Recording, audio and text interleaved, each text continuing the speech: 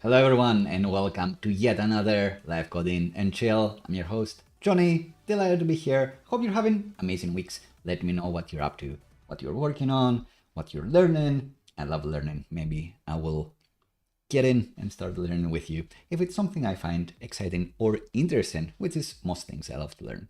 Today, we'll be doing more stuff with PocketBase. Recently, just last week, we dropped a new video that you may watch, free YouTube video as always, where we talk about how you can set up PocketBase for local development, how you can deploy it to a place like Fly.io. We chose Fly.io, but because we Dockerize our PocketBase, we can deploy it anywhere where containers are an option, such as Google Cloud and Google Kubernetes, for example. But what is PocketBase? PocketBase is an awesome CMS and backend that you get pretty much for free. The video is under 20 minutes, like under 16 minutes here, and you'll get an overview of what PocketBase is, how to deploy it, and then you get a backend like this. You can add your blog posts or whatever, your marketing materials, your marketing pages. I find this is a great combo when you have a client that wants some lightweight CRM or CMS functionality. They want to be in charge of some copy. Maybe they do want to be releasing new blog posts every so often for SEO purposes.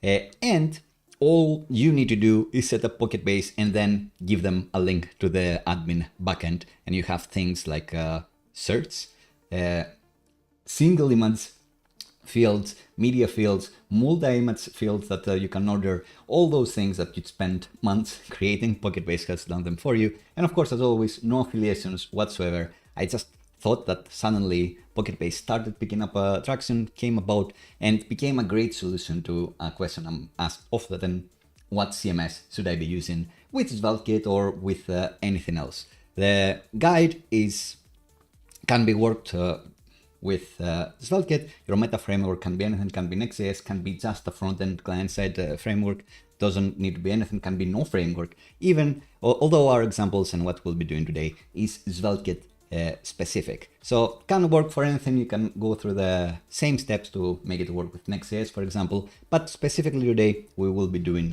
SvelteKit. So what you get, what your client gets, or yourself, if you just want a way to manage your blog, is this admin interface where they can get in and add new records, easily edit the ones they already have, that sort of thing. And then the website is the thing you've designed, which retrieves data from the backend that PocketBase creates for you, and then shows all of these records. And one of the things that you may want, for example, is user authentication. Maybe you can get away without having user authentication. I think it's a very valid use case. So you give it to the client has this Auth CRM backend. You don't need to do anything else.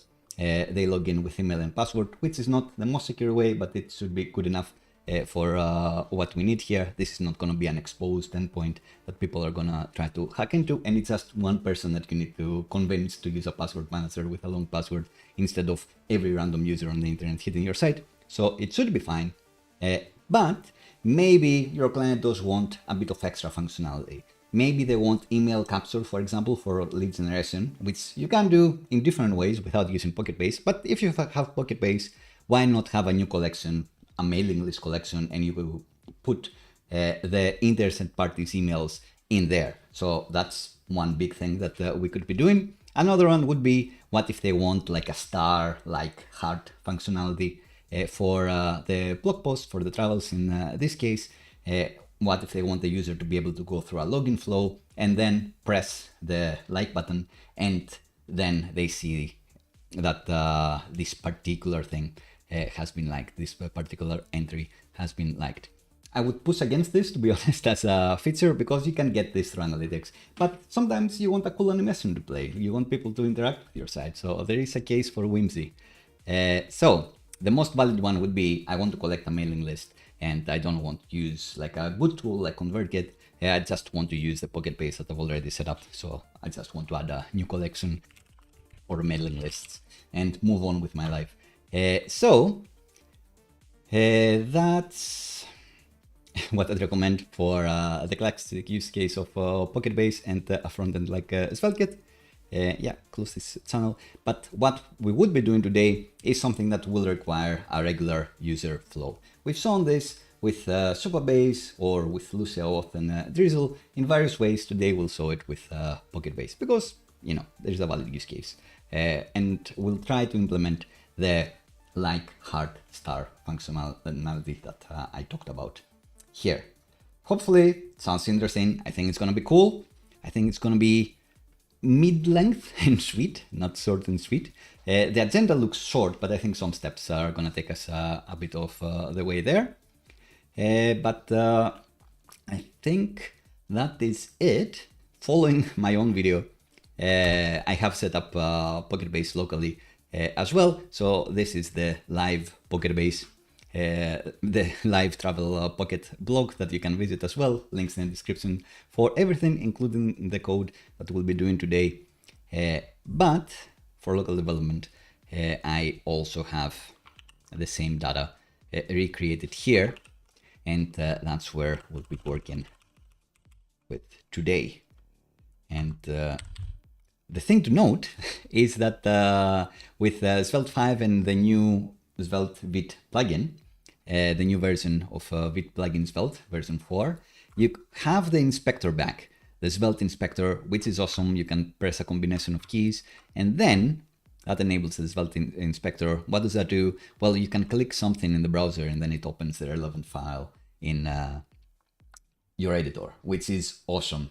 I really missed this. This is probably the thing I missed the most moving into the release candidate version of Svelte 5 over Svelte 4, that the inspector didn't work, but it works now.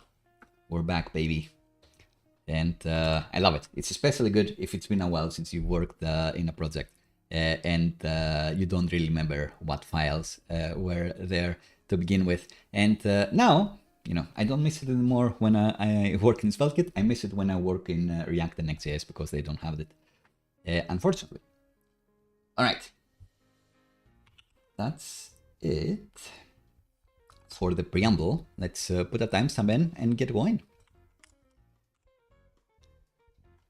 So we're diving in straight to setting up a Google client and secret. So there are decent docs for PocketBase, which include a section on authentication.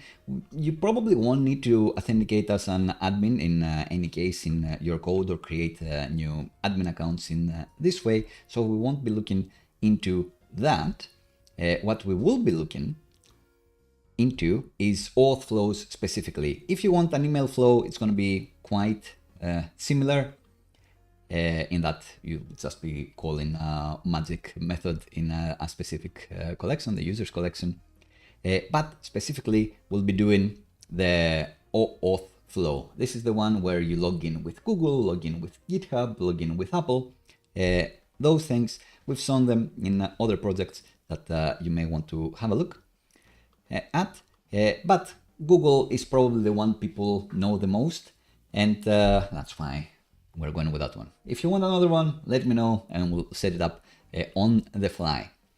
But in order for this to work, we need a couple things. So the OAuth integration, you may look into the code and be like, oh, this is all you need to do. But actually in the blue info here, you can see that they say you need to set up a client ID and a client secret for this to work. So on our admin, we'll need to go to settings and auth providers and then enable the one we want. They have integrations for a few. It reminds me a bit of Supabase, where you don't have to do anything custom to integrate with someone else. But if you do want to integrate with something that's not in this list, then you're in a bit of trouble. But lots of popular ones here, including Google. So we can go here and see that what we need is a client ID and a client secret. How do we get that? You can go to the Google Credentials API here, and in the credentials section, you will be able to create OAuth2 client IDs. However, if you don't have no idea what this is, in Google Cloud, you can create a new project for your app. And I'll create the Travel Pocket one.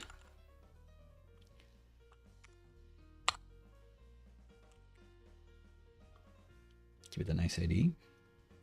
Do it from scratch. After a while, this will be created.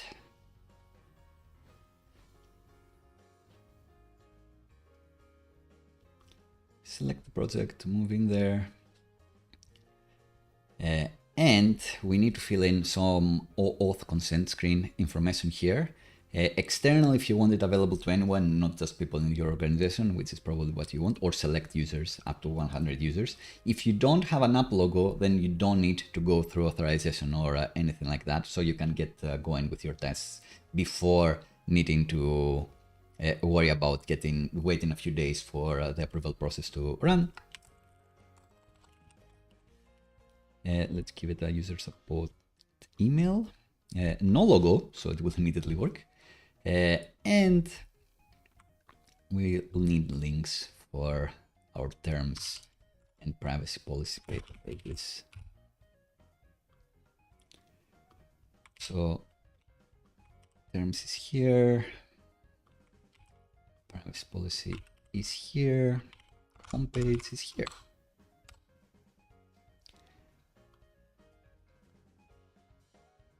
And let's add the domain. We've deployed to, and a developer email address. That's me. The only scopes we want are the user email. Really, we can get the profile as well to give them a nice avatar. And OpenID, I think, doesn't require any more information. It doesn't require any more permissions to be validated by Google manually. So might as well add them. It's the same as this one. If you have the profile, it should be this. And no sensitive scopes, unrestricted scopes, all good. No test users because we've opened up to be external. Summary, all good. Back to dashboard, and we can immediately say publish the app to get them into production, because verification is not required because it doesn't have an app logo. So that's where they get you. The moment we add a app logo, we'll need to go back to testing for a while. Anyway, now in the credentials section, we can create credentials, create an OAuth client ID, and say that we have a web application. I was looking like at the other options, forgetting, not missing this one because it's in gray. And let's call this one Travel Pocket Dev for the dev kit. And the authorized redirect URLs, so that's interesting. Let's see what they say here. So when testing locally, this is the one we need to validate. No matter which provider we are using, we need to validate against this URL that the PocketBase tag has created for us. And if you were following along with my video, you'll notice yet again that I was right to remap the port from 8080 to 8090 because every example is using the localhost 8090 thing. But if this confuses you, this just means localhost. This just means localhost. But because maybe they'll be asking for this directly, I will just give them what they ask for. So this is the admin backend, and if I just say, instead of localhost, if I just say this, again, you end up in the same place. Although I need to authenticate again because there are no cookies for this domain, even though really it's the same one. So that's kind of cute. Anyway, long story short, this is the allowed redirect URL, localhost. And that's why we're making this be the Travel Pocket Dev key, because we will be using it just for local development. In real life, where you can see that the app is in travel-pocket-versal.app, but The Travel Pocket server is actually Travel Pocket PB client.dev. Same dashboard, but in production. So for the production one, we'll need this to be this. But we're not going to be doing it now. It's going to be the next thing we add. And I will move this to a new window. I will delete this key because immediately leaked happens. I can usually these things they never show you the secrets again, but now it's like so happy to see it. Can I, if I add a secret, will I be able to delete the other one? Yeah, I can delete the other one. All right, so client ID, that's fine if people see it. So always in my repos, I do have a .env.test. So you can get a feel of what the .env that you should be creating should be. And in this case, I have the Google Client ID and we have the Google Client secret.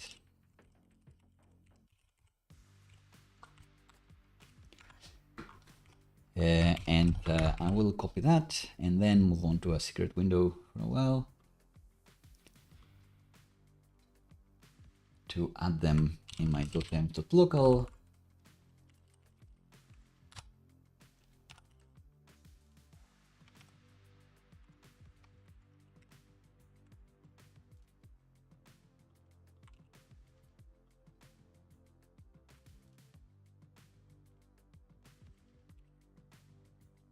But actually the client ID should be whatever this is. This doesn't matter if people know what it is. And for client secret, I will need a different secret.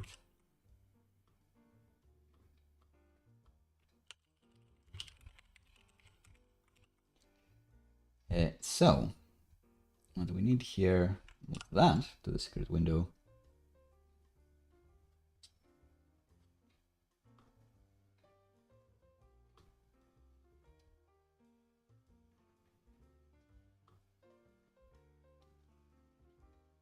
And interesting. Disable the secret. Create a new one that people cannot see. Add it to the app. In .env.local.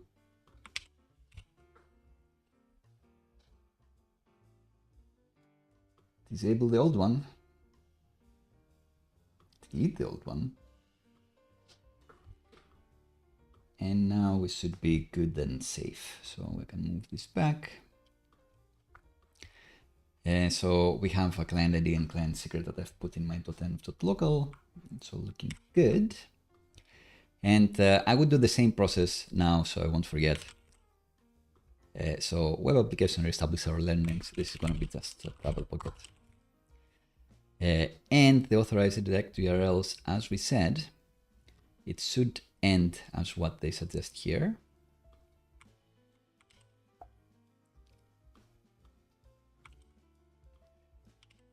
But the root will be wherever your production PocketBase server is. Which in this case for me is this.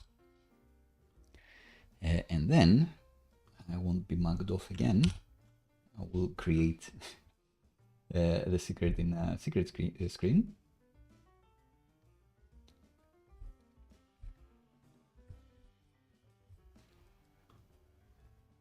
And in my .env file, these things that we need, copy the client ID, copy the client secret,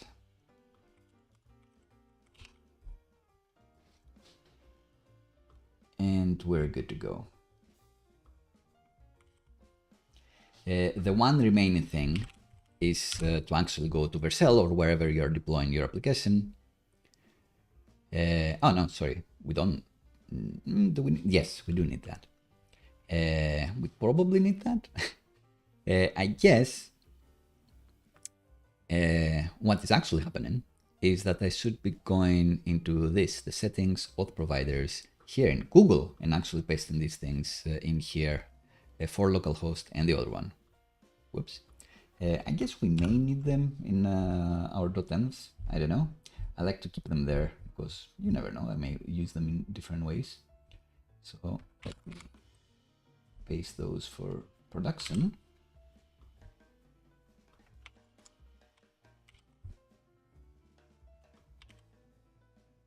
Since it's here, they do hide what you paste, which is nice. And for the local one, I'll do the same thing, but with the different keys we created.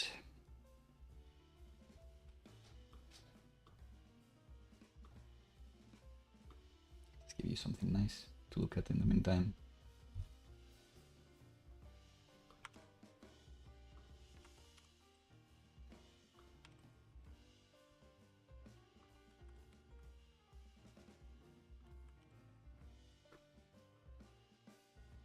All right. So both production, they should be enabled, and localhost, this looks enabled. So we should be good to go. Next step would be to actually authenticate with OAuth2 with a little pop-up. So let's say that we've done that, we've done that, we've done that. Taking a sip.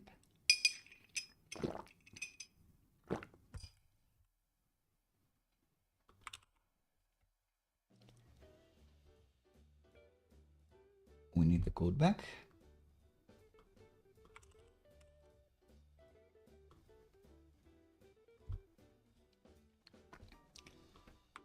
And finally, we'll get going with the pop-up flow.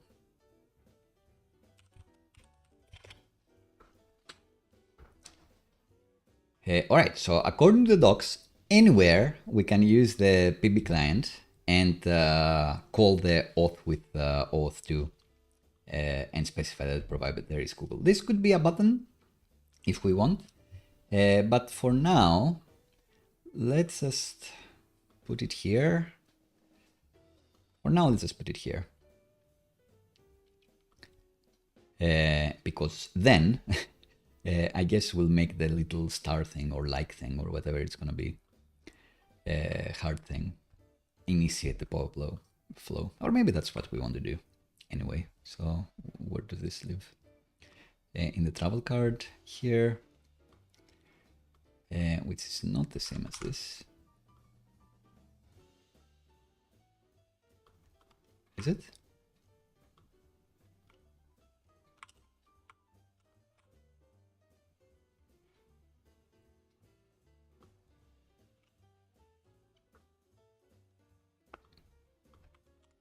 So yeah, right here in the travel card, maybe we want this to be div.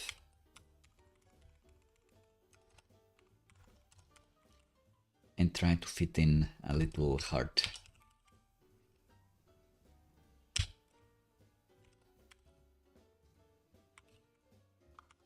Great. But let's put it inside a button. And we are using Saint-Cien, so we can make it be imported from the sorter place.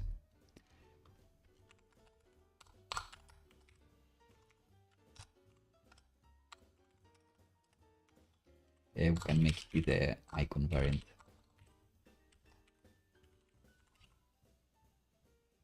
Which I think is a thing. I think it's not.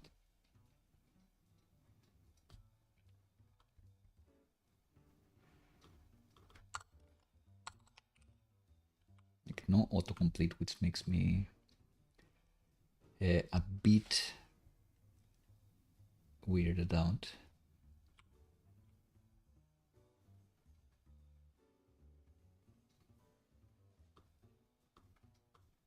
No icon variant.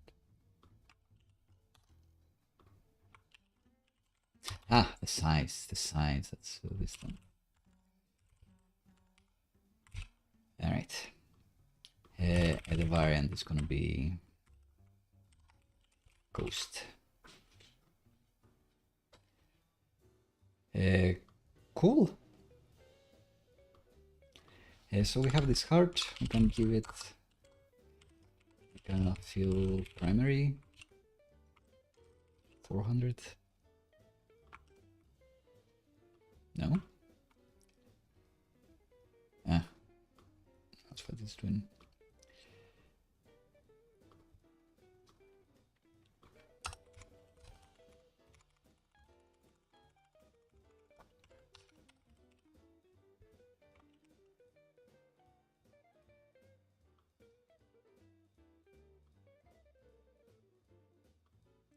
So actually, we can give it a text primary.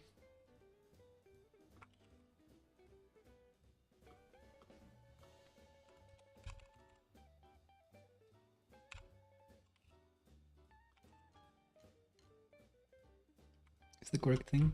Is the correct component?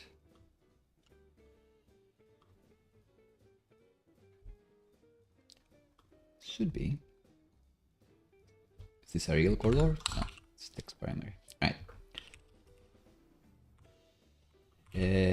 Cool. So what I did before should have just worked.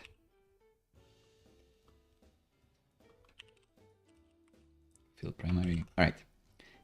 So, and this one we can have like a nice animation. We've done it with Lottie in the past. We won't do it today. Let me know if you like cool animations. But we can use the class names helper here to do nothing. I'm thinking that in reality we can say that if they've liked it, then you apply this. If they haven't, then you apply nothing. So it looks like this before they've added anything. And then they click it and it becomes orange. Quite nice. But yeah, nothing to worry about now. The main thing we probably want is to maybe put the border here. Because we do want to flex these items and space between them.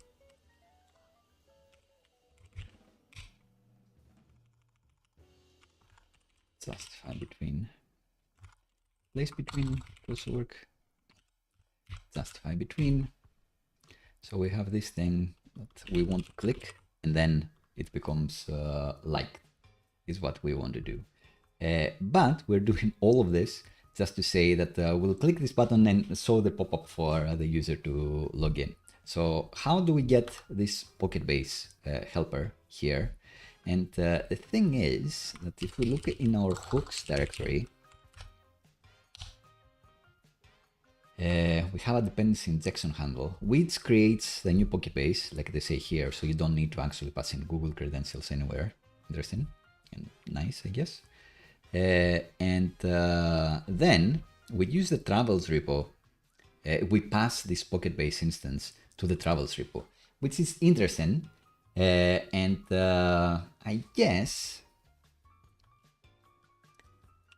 I'm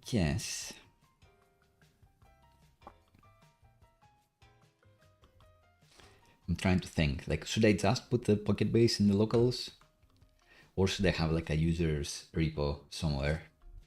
Let's start with the PocketBase in the locals, then refactor to an interface. So let's say that EB is going to be the type PocketBase. In a previous stream, we've seen how to create TypeScript types automatically generate TypeScript types based on your PocketBase server, which is quite neat. So we have that in the locals, and we want to make it available on the client as well, I suppose. So let's put it in there. What this means is that I want this available on every page now. So I will create a layout.ts that will be exporting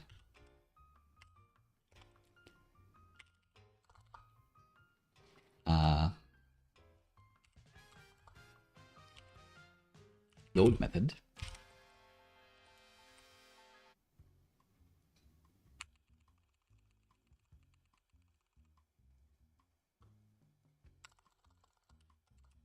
Layout load specifically. I don't know what Copilot wants me to do here, but I want the locals, and then in the locals, from the locals, I want to return the PocketBase instance. So PB, I want it to be locals PB. So return that, and it's claiming that it doesn't have access to the locals. Ah, of course, because this may be client side, it may not have access to the locals, which is fair enough. So what we actually need is a layout.server.ts. This one, the server load, does have access to the locals, and then we can make the PB available to the page or the other layout. But this has data, and in data we have PB as well. Maybe we don't need this.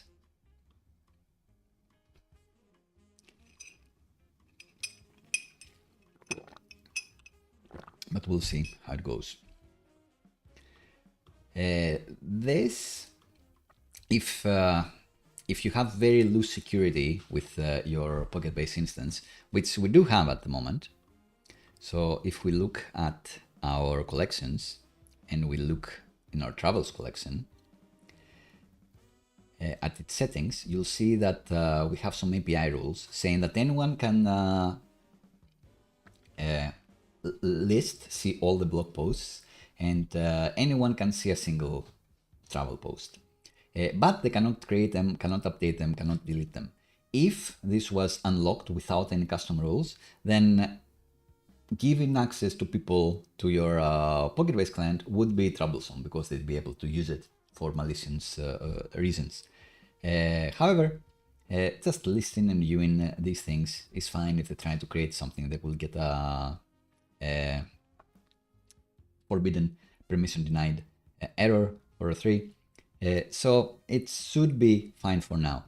But when we do the likes, we'll need to tighten up on the errors. So as it happens, we are okay. But if all your API rules are like everything is unlocked because you just don't expose your PocketBase client, then you'd be in trouble. Then you wouldn't want your PocketBase client to be available on the web client, on the browser, because then your connection would be exposed and people would be able to do malicious things with it. We are not in that situation, so we won't worry about it yet. Yeah, I still think we don't need this file because it's at the same exact credentials here. So all of this means that this page that has this heart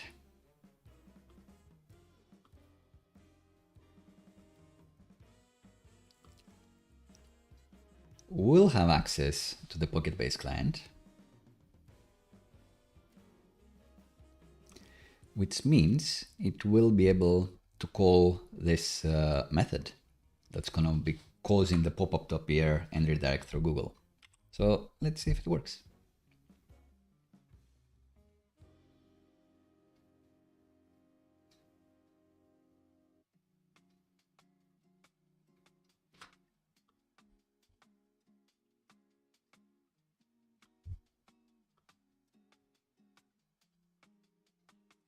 So in here, let's say on click, we want to do something. And again, this isn't particularly the flow we'll end up with.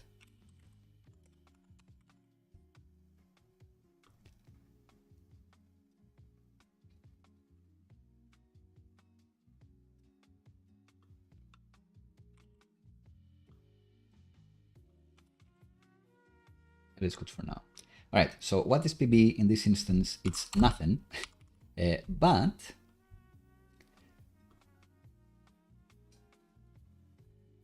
the page store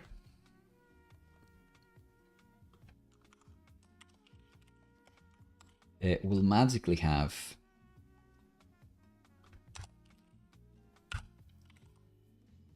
any data that was rendered in any page.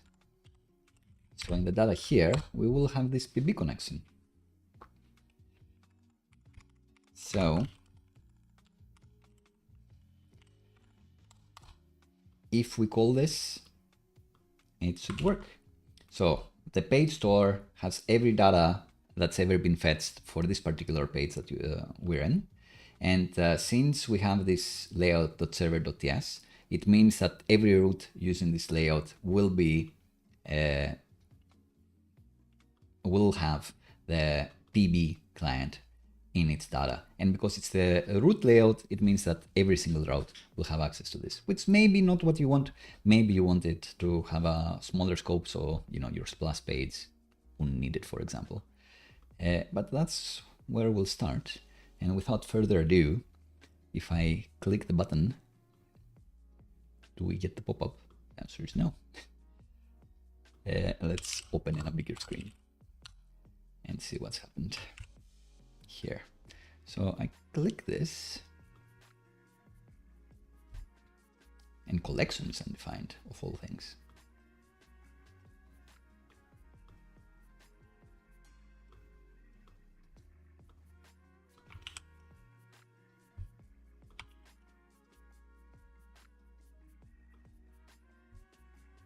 Interesting. So this is a real thing, but this is not a real thing? What? All right, let's see how it works in the example itself. Let's create the connection right here in this method. Not ideal, but it should be the public PB app URL, and try to use it here before we debug any further.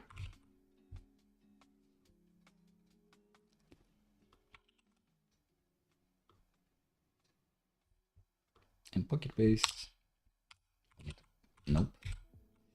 PocketBase should be brought in from this library.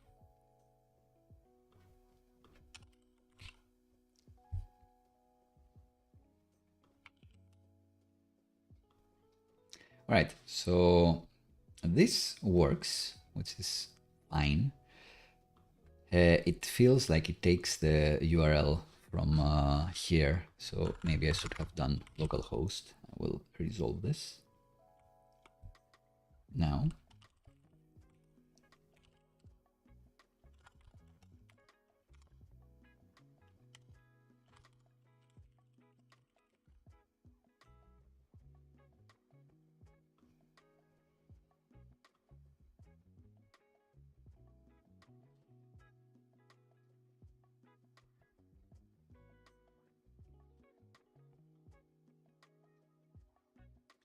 This one.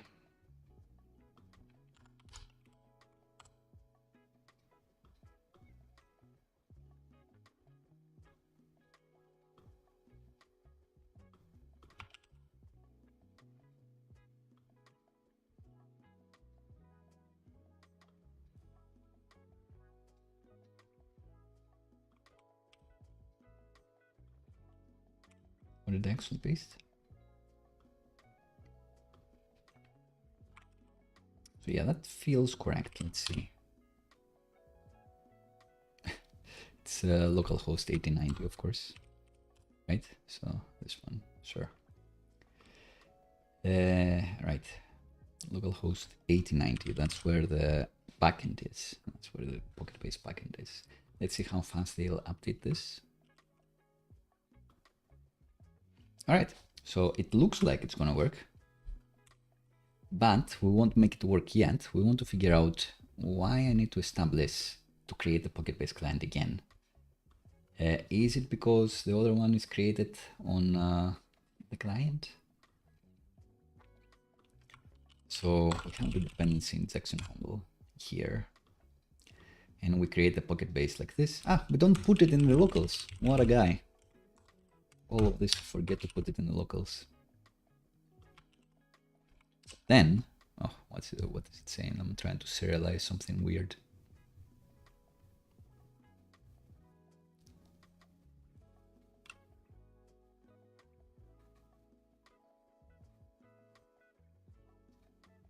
Oh no. It's not a serializable object, this PocketBase method. So that's unfortunate. So I can't actually do this and return it on the layout. So,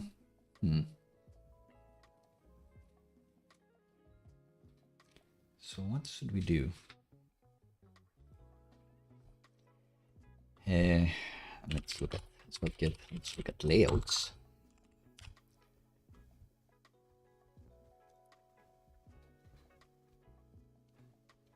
The layout.ts should be universal, so may run anywhere.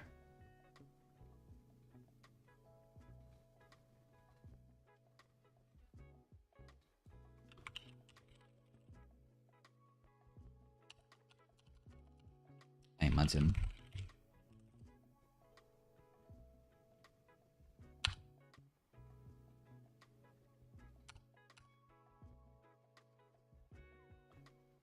Yeah, universal.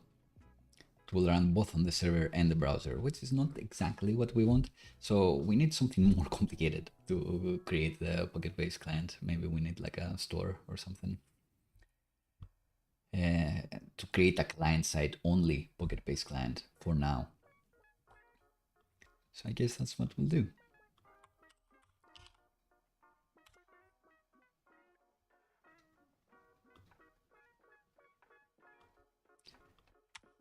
So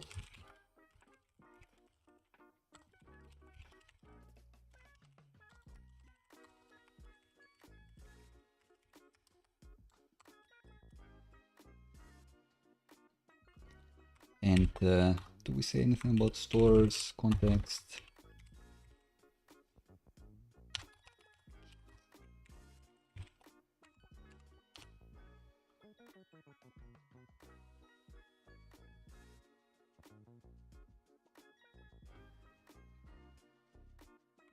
Let's try to do this.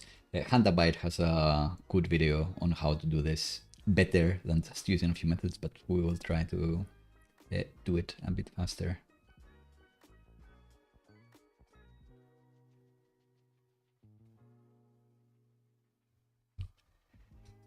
So instead of doing this,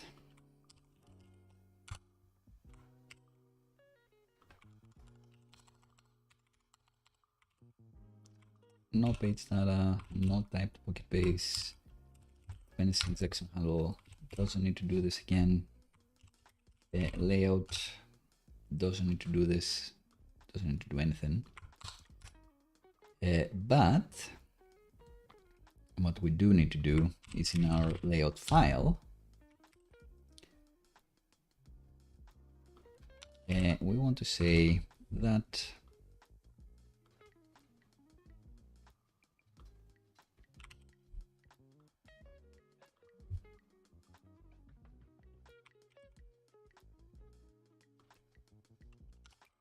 we want to create a PocketBase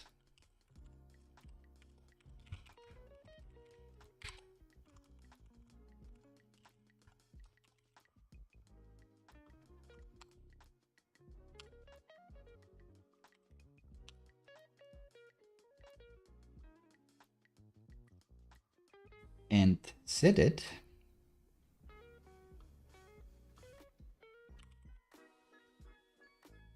Guess we can create PocketBase anywhere.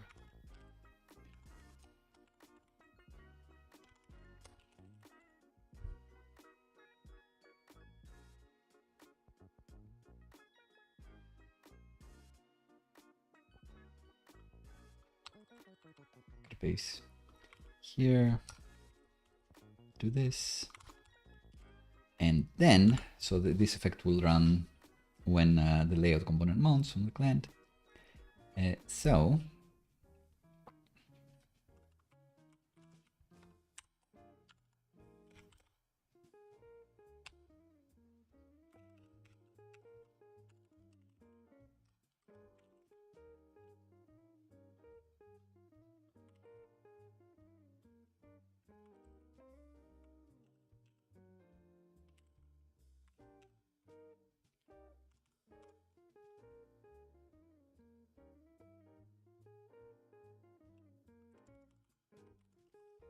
we did here.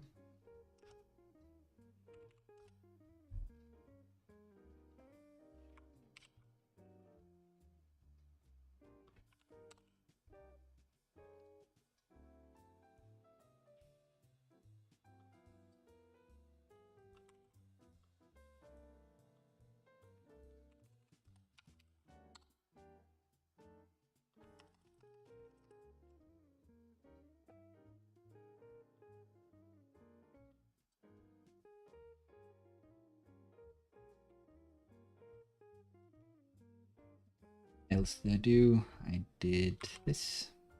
PocketBase from PocketBase.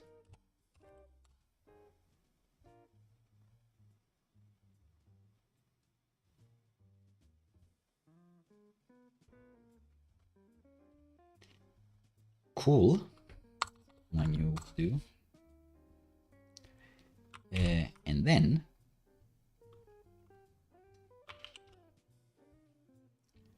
the travel card.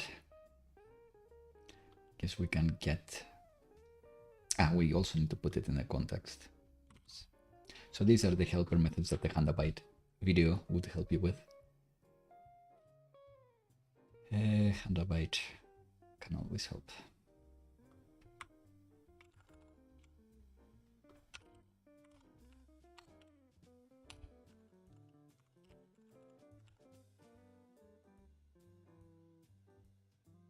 They also said it as well, but they said it immediately. Interesting.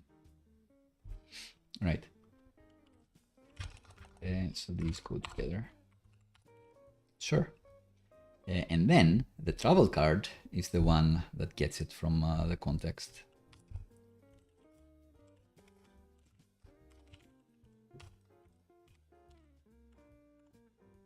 Doesn't know what it is.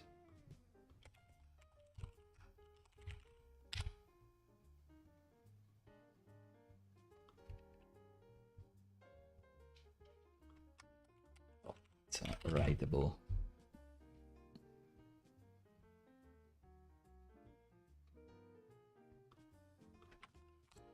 Did you know?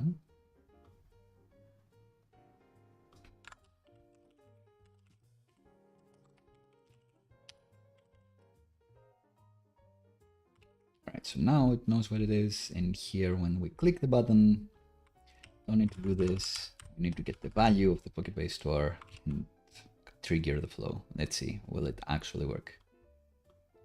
Alright, works. Not quite a pop-up, a new tab, which is fair enough, I guess. And let's do it on the big screen.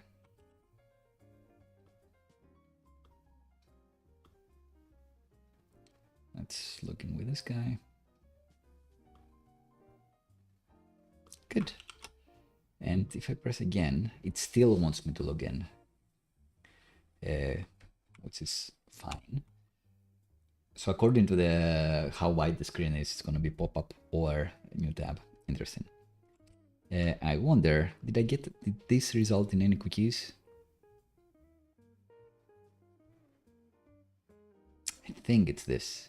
I think it's Auth session, but let's remove all of them. Like any local storage.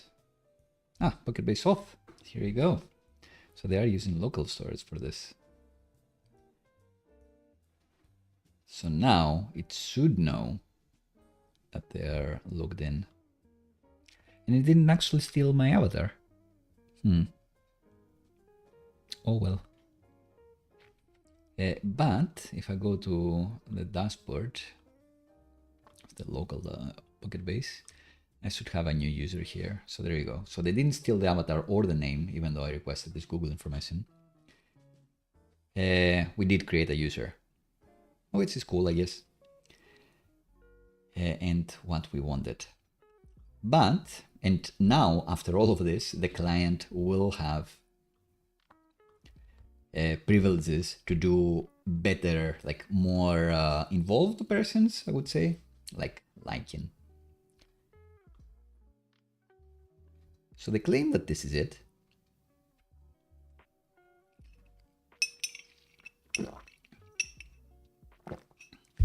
Let's see if it works on Safari as well, because they claim there may be a bug.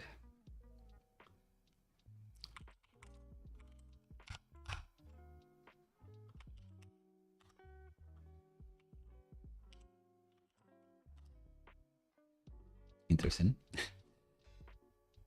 Oh, Safari, you're a delight.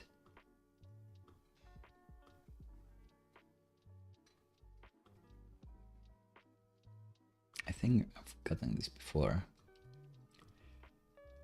I think the problem is that I need to specify the width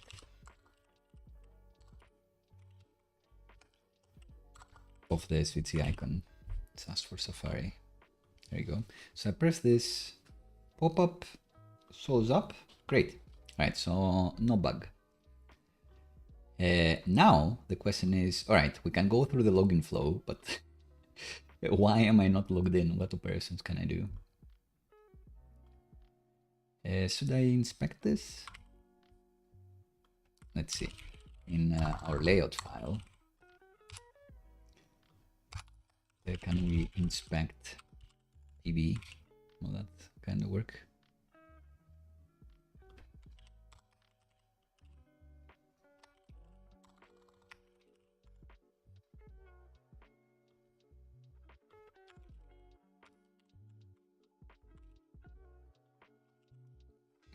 All right, so it starts as undefined, and then magically, thanks to local storage, I guess, it's authenticated. Cool. So now, if I were to click the button, I should be able to actually log in, to actually do the hard operation. Let's see if we can actually add a logout button.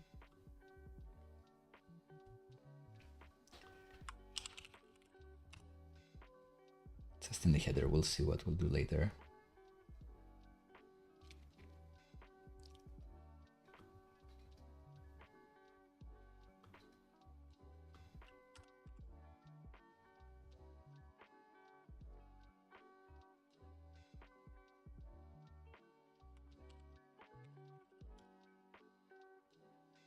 Not the same thing as this.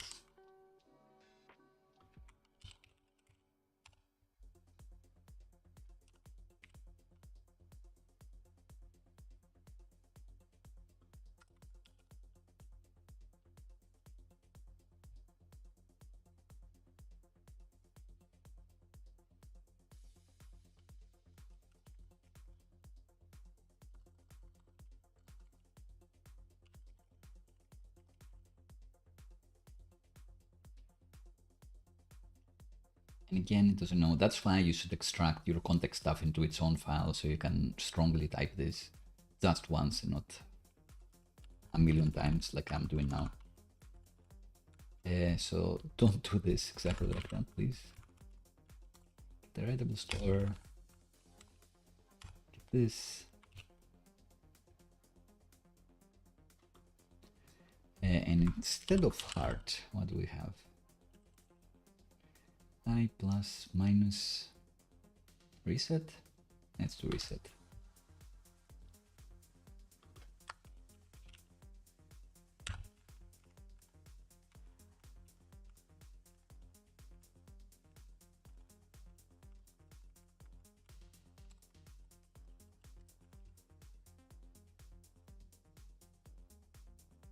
So maybe more like 4, 5, 4.5. Not really a thing.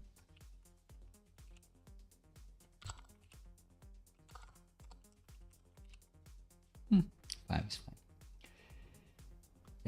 Right. So maybe here is where I want if pb auth. What were we doing in the layout?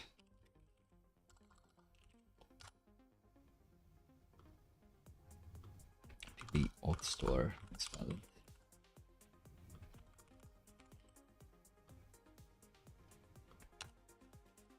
Then give us the reset button. Great. And what we want is to log out when they click the button. Do we need to avoid it? Yes, not.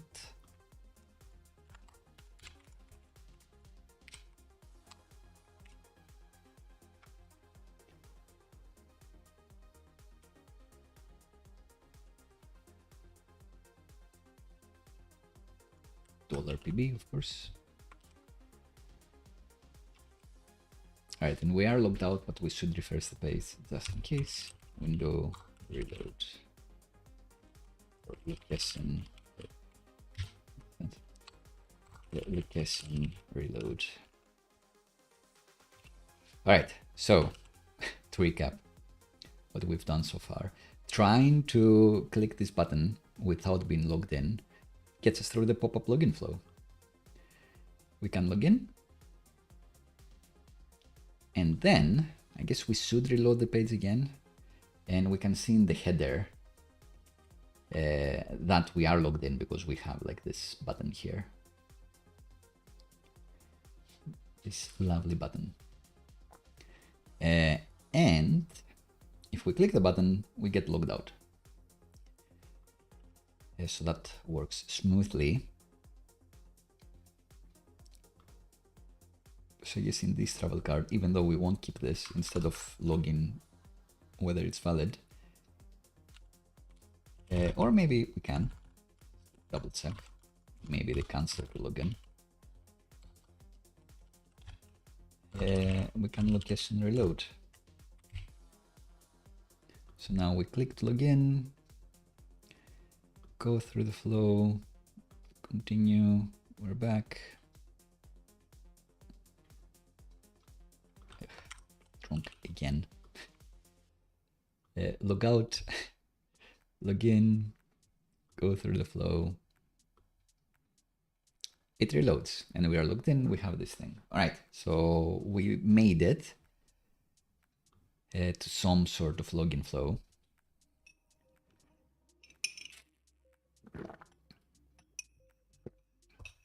I will need to clean this up later to add like a logo button or something here.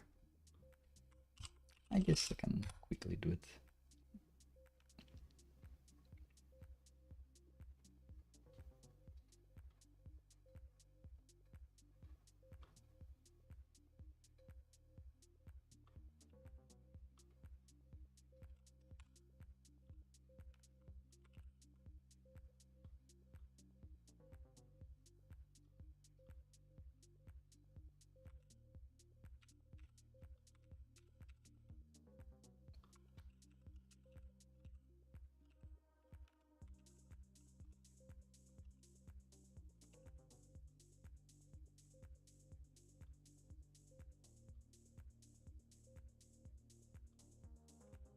Definitely not what I wanted. What did I want? This span. In some other projects, I've extracted this into a snippet. Should we quickly do it now?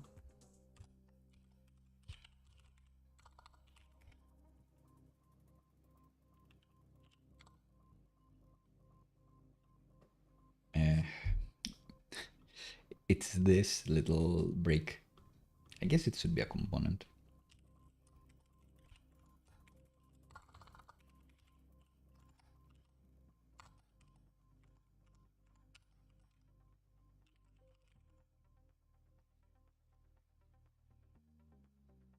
And what it should take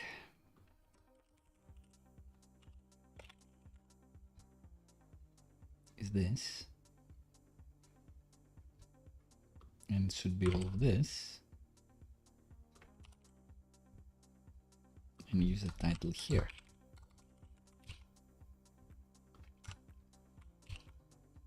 And then here, I can say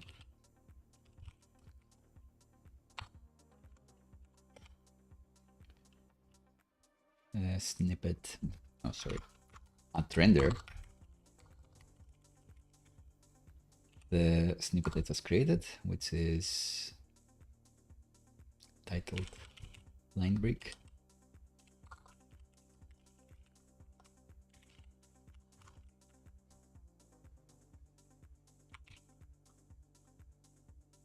Works the same.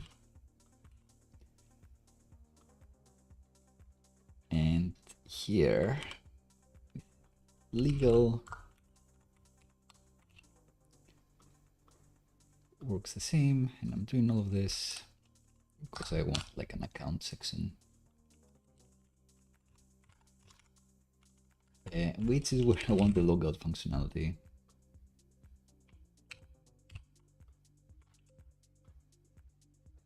Great, which will be doing whatever we're doing in the other header, I guess.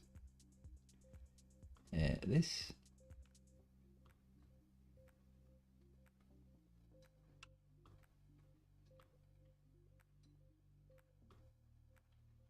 They're all buttons.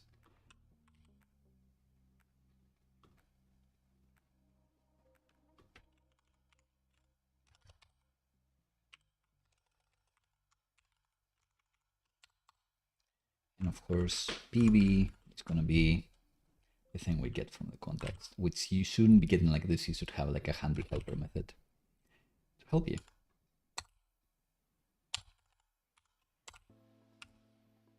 But I don't know if we'll end up with this API. So we'll see. Bring this in? No. All right. So this guy, if I'm logged in, and only if I'm logged in, I should be getting this thing. So let's remember.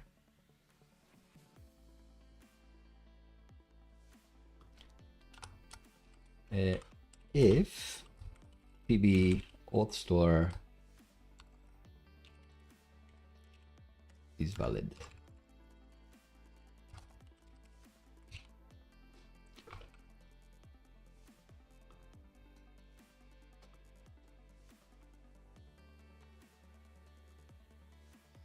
Whoa.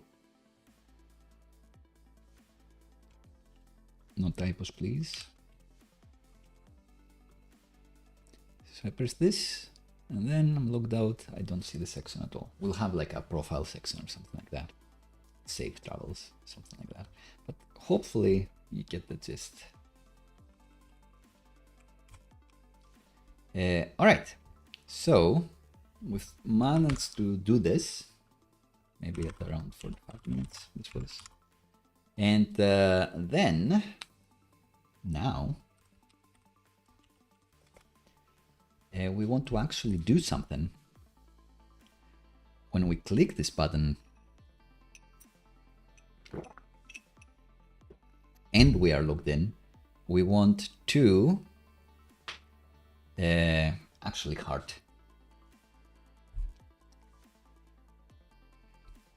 So next time we visit the page, this is in like the hearted red weather mode.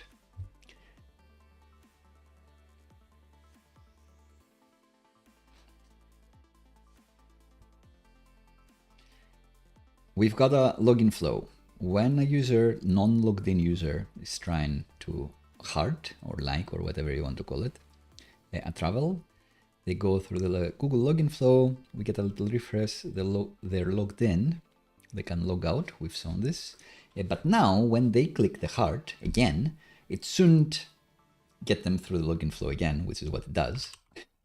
What it should be doing is actually hearting this and remember this forever for next time they see it. And just quickly, like heart rate's gonna look like this, like just red.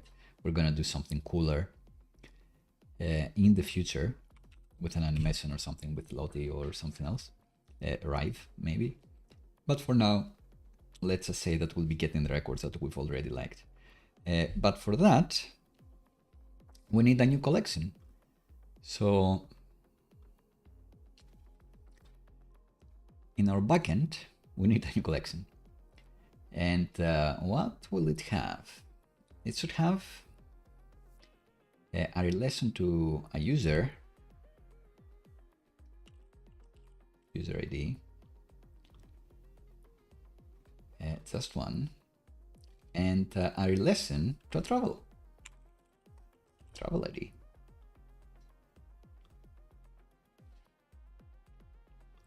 And I guess you can call this user and travel, I guess. I don't know what PocketBase prefers we do here. And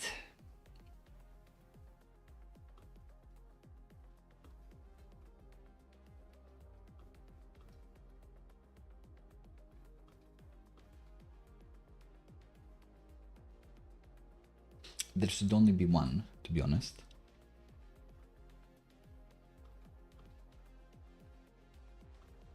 And what would I call this? Like users travels. It's like a pivot table. It links users to travels.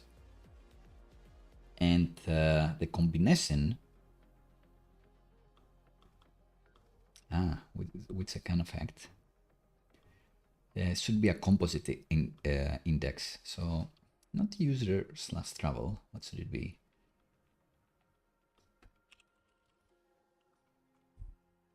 Let's see if Copilot says in SQLite.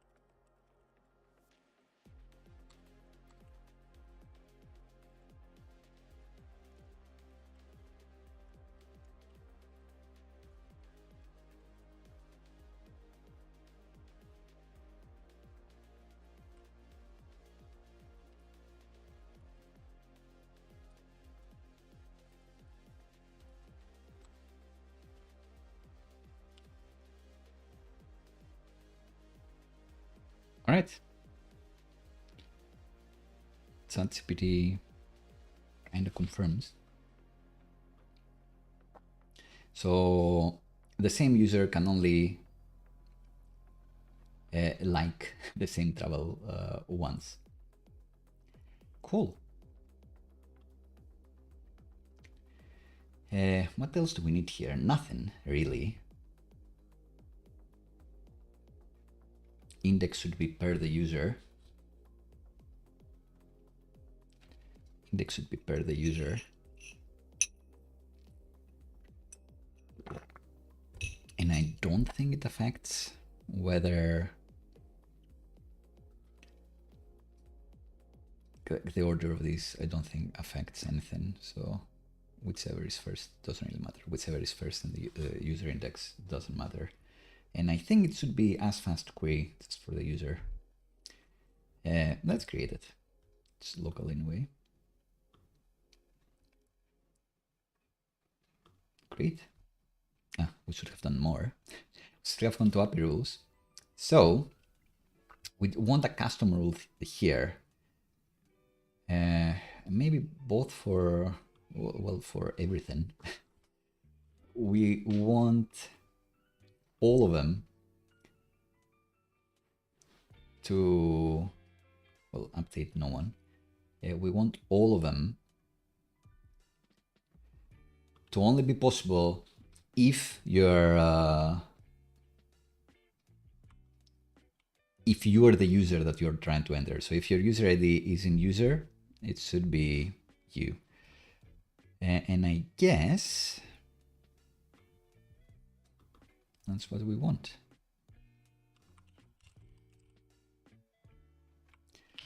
So auth ID examples.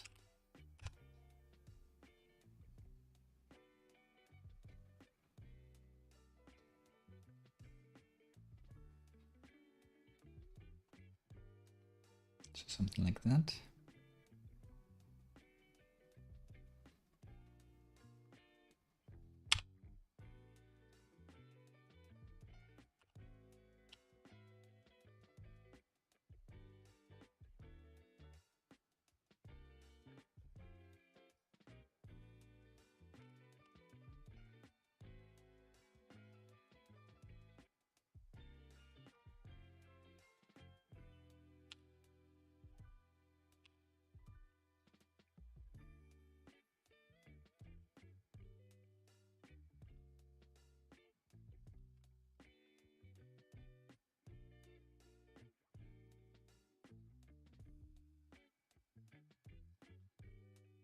Yeah, we just want the equal. Don't understand the at least one of equal here. Is it this or this? Comboing with this operator, I suppose. Right, so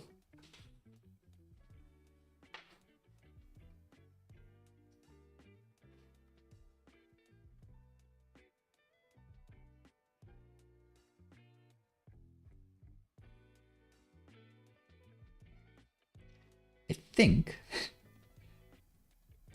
this means we can do it like so.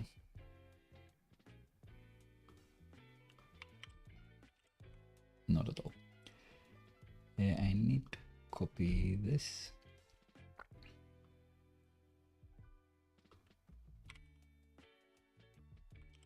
So request auth ID should be equal to the user ID. I think that's what we want. And the user can see them and all of these things. Maybe like we don't want anyone to update them. So let's save these changes and see if we can do something about this.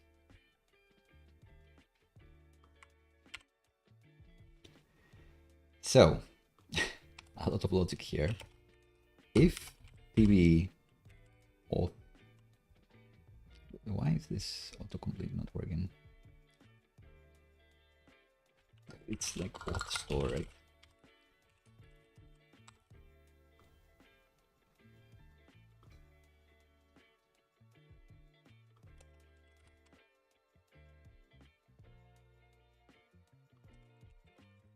Else we want the login flow.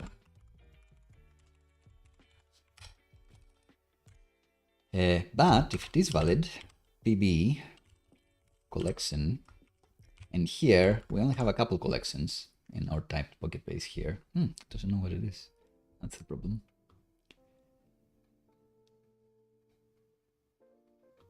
It should know because it's this.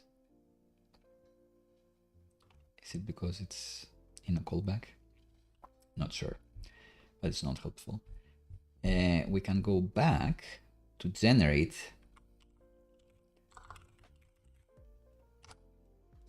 TypeScript definitions, which would have helped us if this was working a bit better.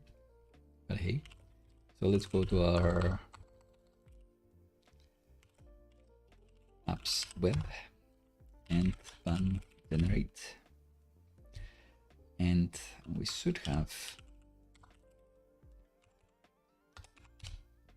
different generated types. We should have the user's travel record. This is great. And here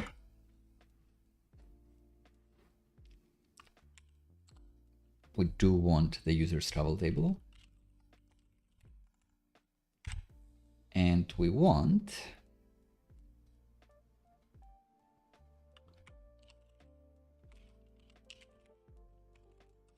how it works in here, in the repos.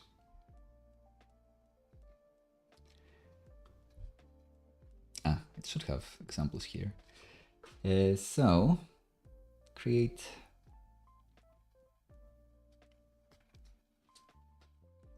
we want this person, want to create this, sure.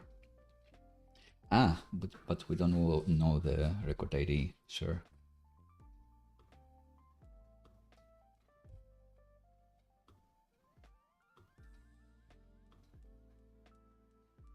So are we sure about this? These API rules, is this not just the user ID? I guess so. Oh well. Right.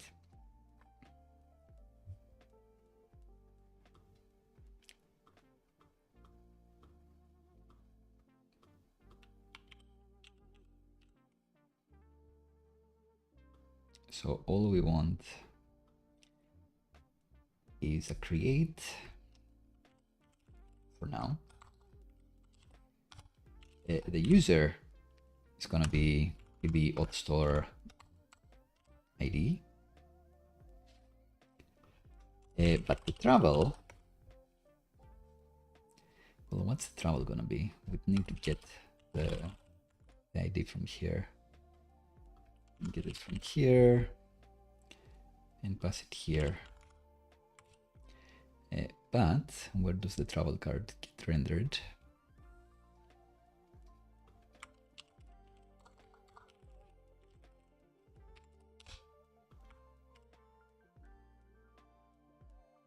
It's rendered here.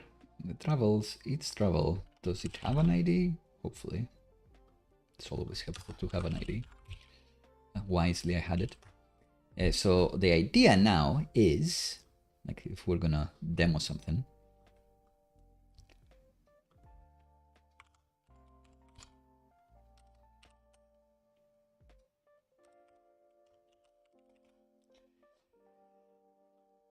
is that when we hit the heart here, this collection, the user's travels collection, should get one more entry. Nothing more visible in the UI because we haven't accommodated for this, but we will. So I press the button. No record. Whoops. Let's see, what's our problem here? 400. Failed to create a record, which is fair enough. So what could be our problem? It's user and travel, and both of those are IDs. Am I logged in? Maybe I'm not. No, I must be logged in because this is valid. Yeah. Yeah, so let's console log.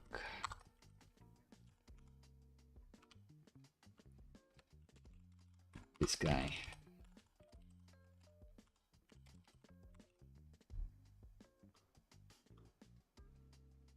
Undefined. Yeah, so not a real thing. What do they claim they have? It's model ID. Come on, Sonny.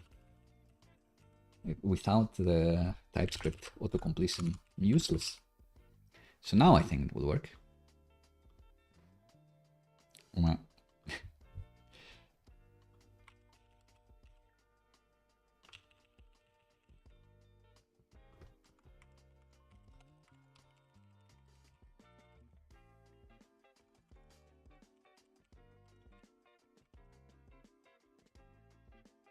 it's something, but it's saying bad request, which is okay. Maybe we are.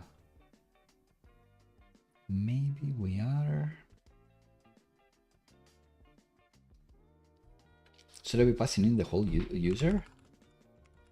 Like this?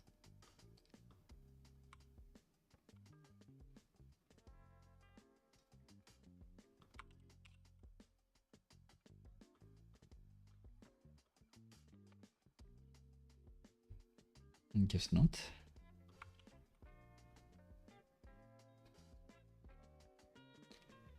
Do they have an example for this? Because they have the API preview here. They have the create operation. And they say that's the lesson record ID, which is fair enough. So there must be something we are doing wrong.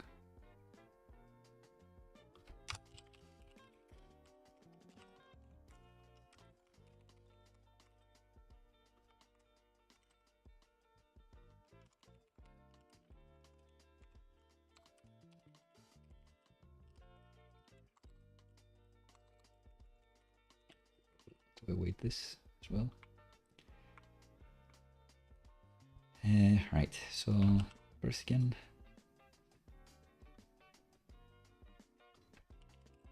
Just the ID, please. They look like real things. Is this the user ID?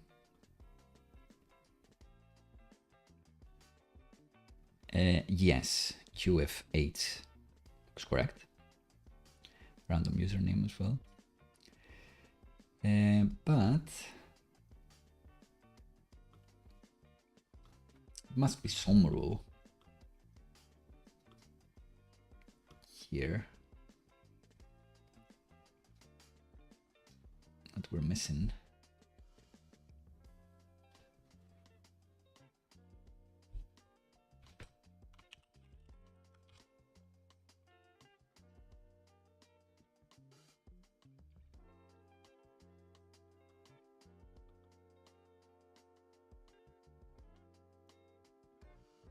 Ah, could it be here?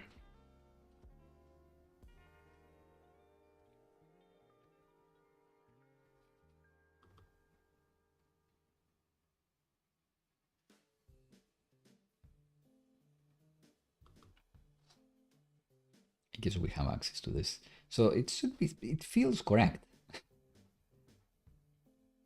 Unless the equal operator is not good.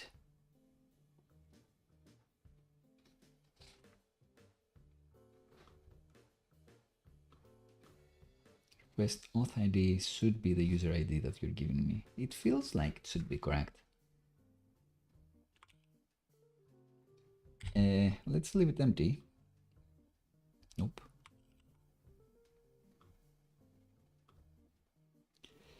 This one, what else could it be?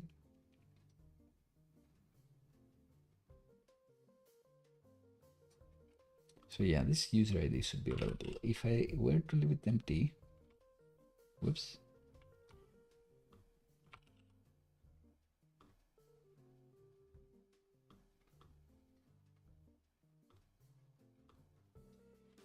Cannot update collection. Why? PocketBase does get a bit weird in some of these things sometimes.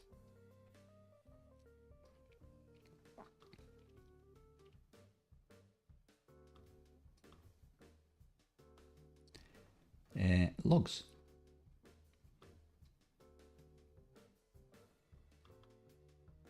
So that's this error here.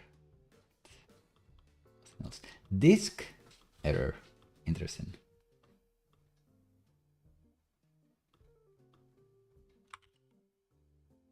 Am I running out of disk space? Can you imagine? Could be. Would also explain why I cannot update records anymore.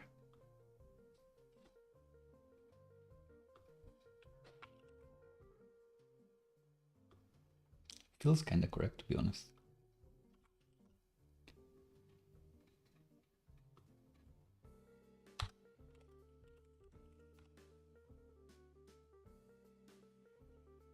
$25 should be enough, but maybe that the container doesn't have like unlimited access.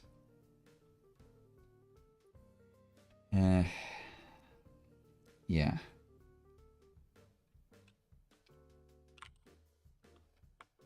Let's say it's PocketBase.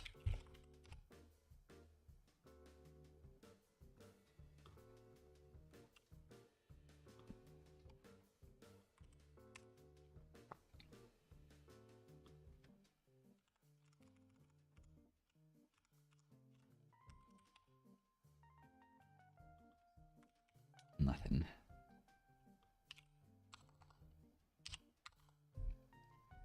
So as a reminder, our PocketBase is here. We've generated a few migrations because we're horsing around with the users table.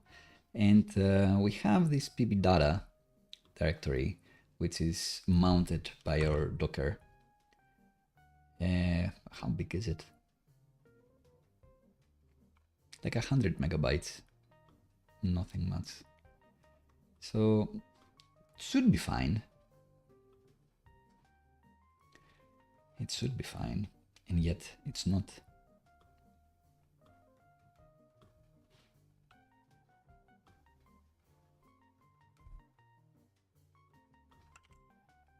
Let's try the classic parent of backbone again. Let's go to our PocketBase. Let's run docker stop,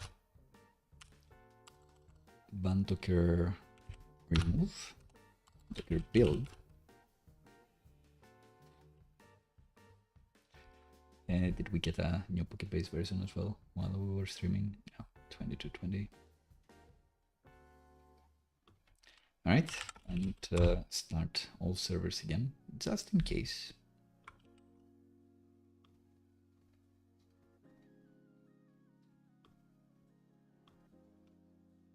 All right, seems to have worked for some reason. Yeah, let's look at the collections, users travels. Here you go. We have this user liked this travel. So I don't know why that disk input output error was weird, but rebuilding the Docker container, restart the Docker container made it work. All right. So what we want now is to bring in the user likes as well. How would we do that? We could only do it client side as well.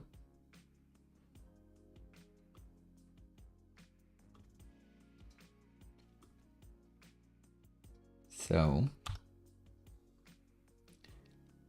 they don't have such an example here. And this client will not have all the likes either. So what should we do? We should do something hacky. No more of this inspect. No more console log here. And let's say that this also gets liked.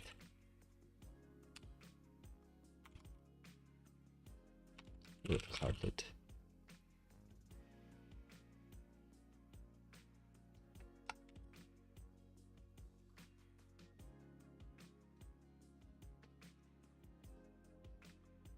And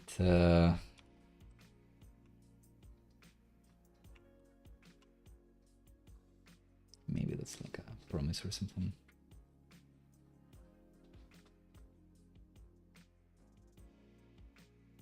Nah. All right, so what do we want here?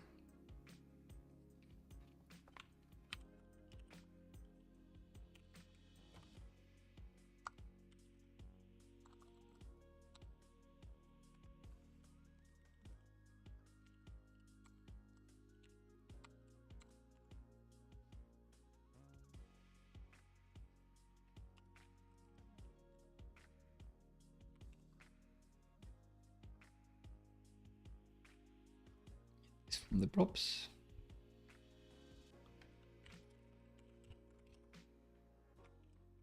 And now I want this thing to pass on every card, whether we've hearted this or not. Interestingly enough.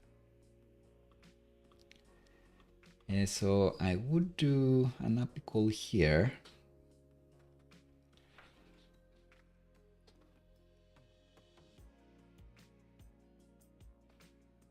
Let's try to inspect it. what did we do in layout? In layout, we did have PocketBase, I guess, and then we did nothing, nothing interesting.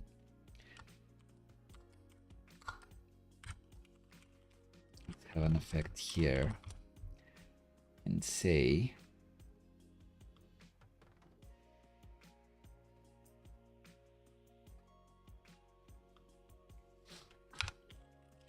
that travels to likes is writable. What we did.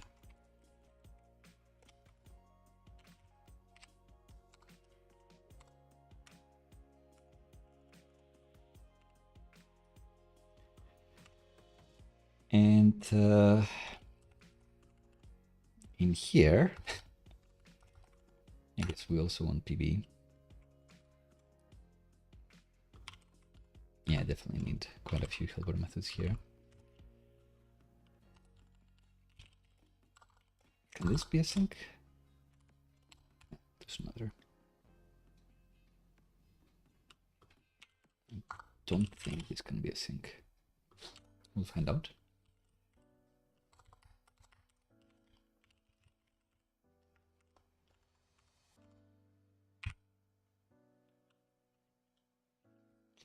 It's the user's travels.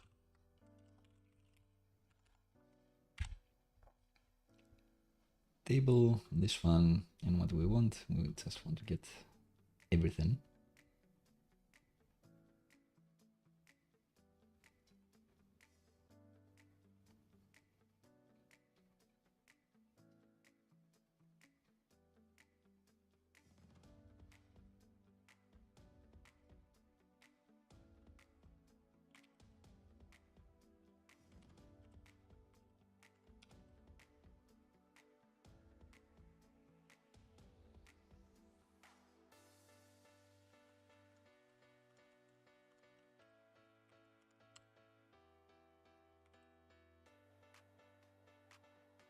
I guess we can actually specify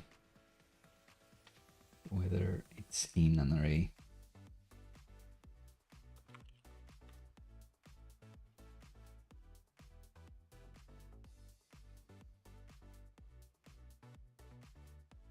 Because we have them. It doesn't matter that much.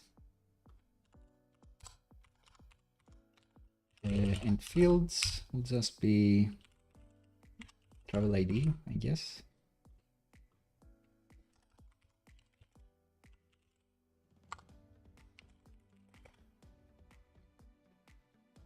And again, this doesn't get typing, which is very unfortunate.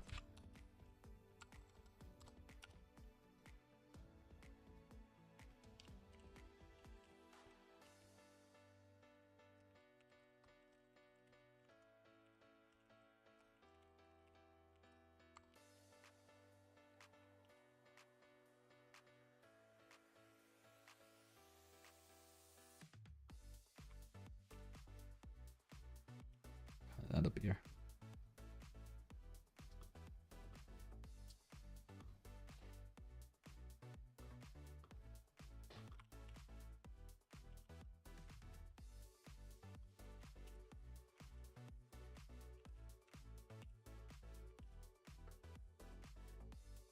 Let's see. Writable is not defined. This thing, this guy.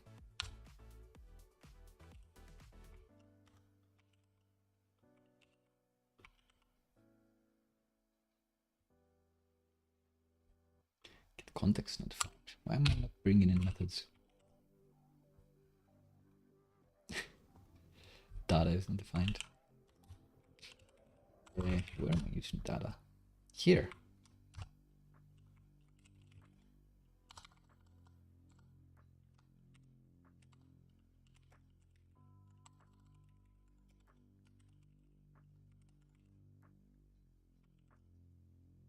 All right, so we're bringing something in here.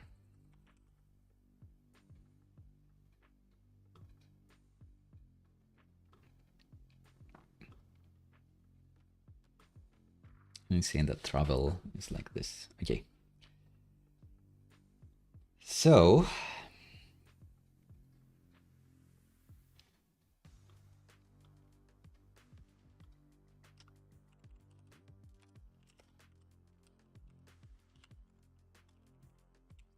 This doesn't exist, nothing. It does exist. And everything is keyed inside travel here. And what we want is to reduce this in a new map.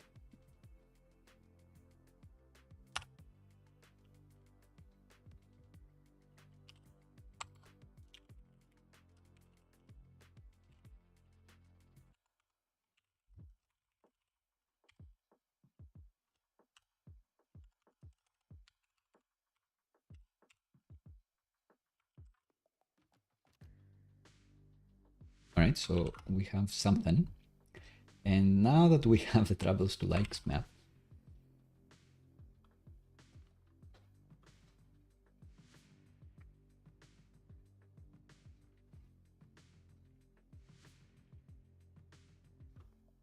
in each card, we can say hearted. Oh, travels to hearts. In each one, we can say that hearted equals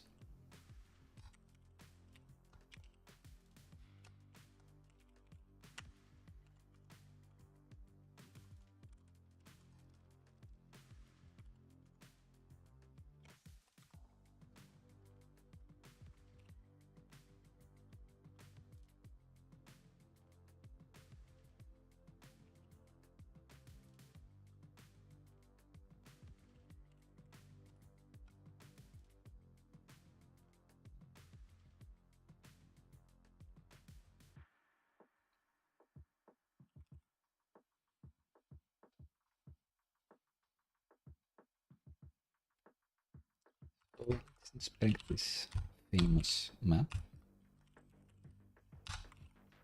See what we get there.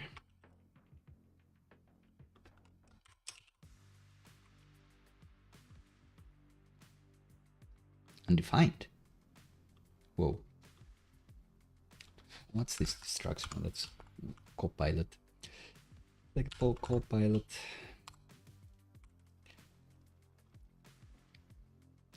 Did something funky there.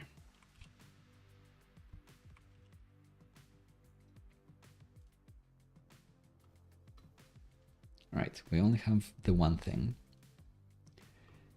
And I'd imagine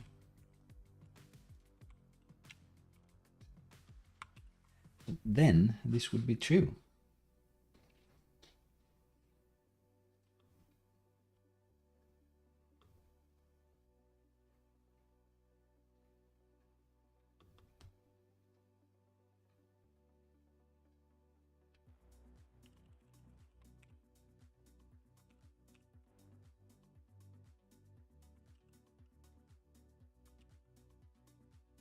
Right, we're getting somewhere. So if this is not defined, we saw the login button. But it's not exactly what we want. We just want different on-click methods.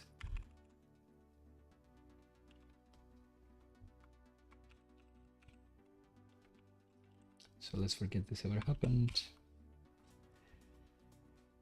And again,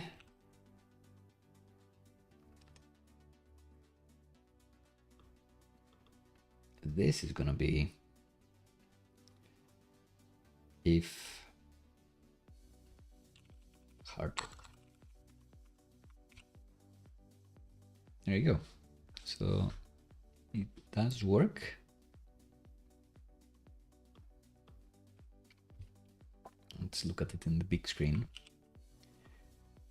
And if we try to hit this again, this will be liked, but it's not going to refresh the page because we don't have a real-time subscription to it. So maybe we want like a real-time subscription. Not sure, but we are making the likes work. And here, what we actually want is another test case.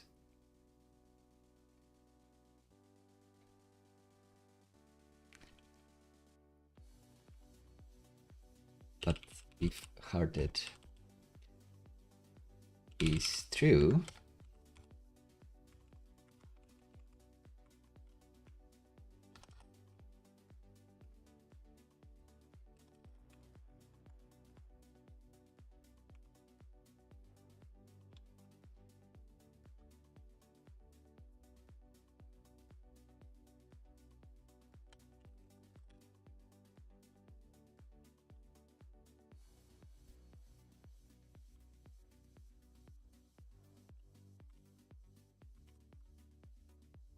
this is explicitly true, we'll want to delete this record.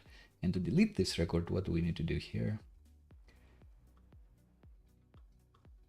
I imagine delete and then the ID. Yeah.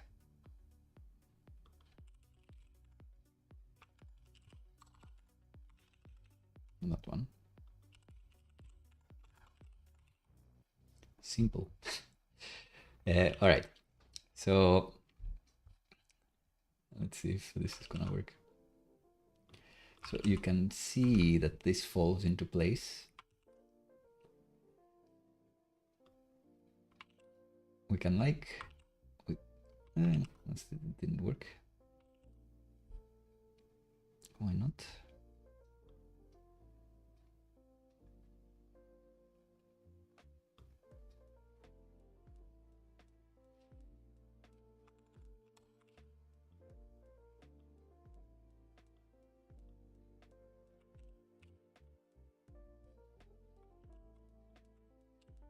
Let's see if we got any console logs here.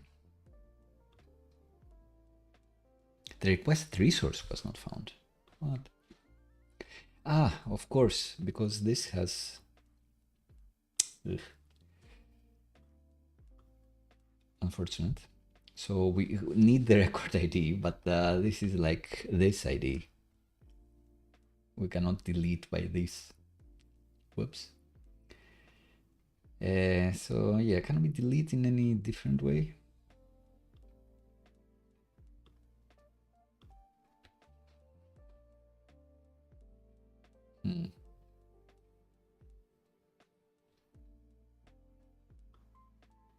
If we want a real-time connection, maybe that's...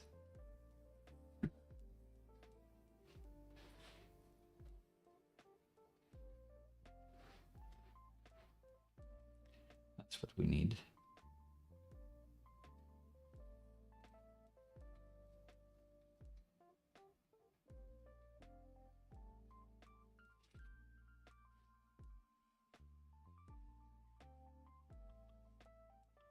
What's the action? What just happened? I guess so. Yeah, I will need like a more complicated store for this, for sure, for this procedure.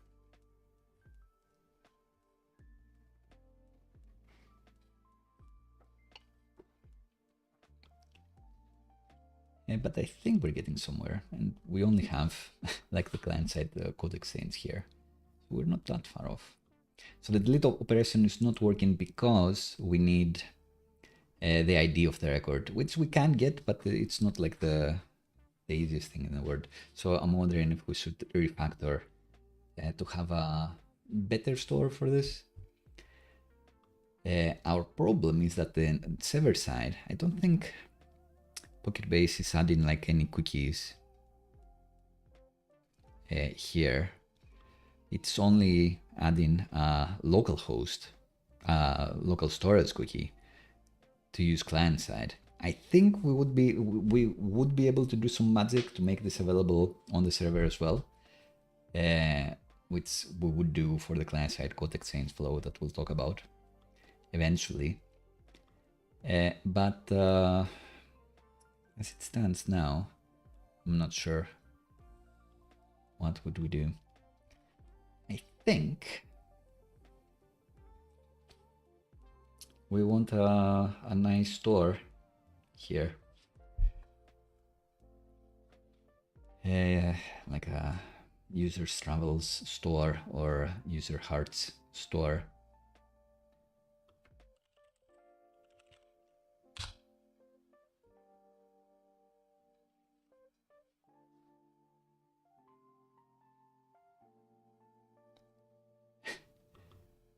And this is just getting the context. Like that, I should look at the 100-byte video online. We would be using this weird.svelte.ts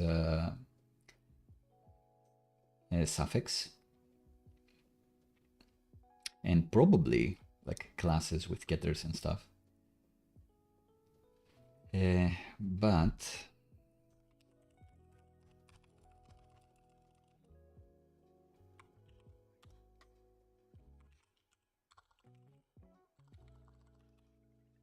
because we need the effect in there to create, to handle the subscription events. I imagine that this subscription event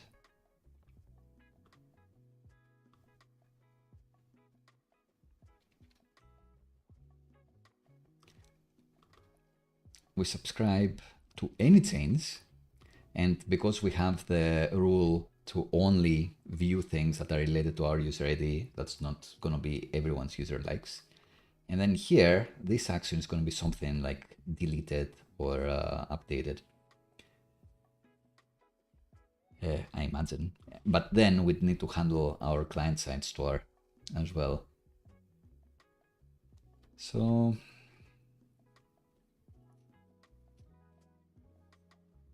and we wouldn't want to set up like a million subscriptions.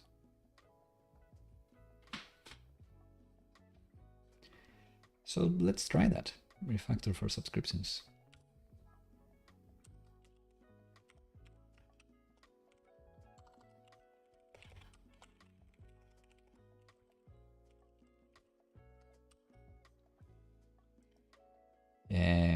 We've used Supabase in the past, but I don't think I've shown in stream how you can handle subscriptions. And this is going to be like a kind of haphazard way, but I think we'll make it work.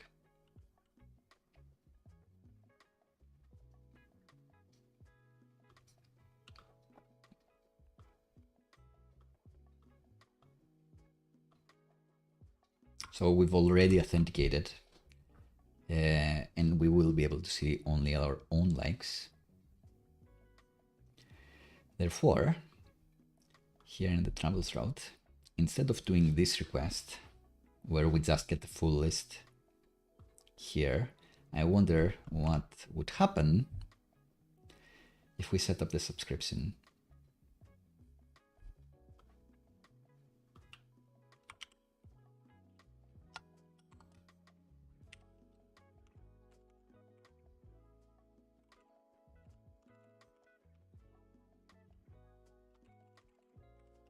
The real thing anymore. We'll use it soon. Let's see what we're logging. It's PB.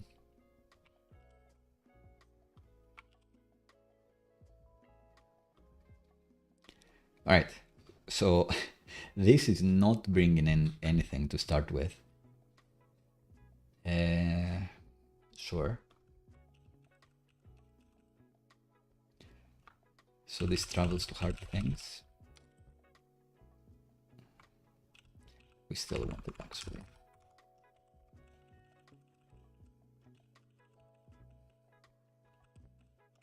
So when we mount, we want to get the full list here, but also we want to subscribe to any updates. And then when we click this, an update should happen. Not a delete operation. It's not possible. This person. So it's mentioned the collection ID. It's a create operation, and this happened. New created thing. And I guess we can do like a switch.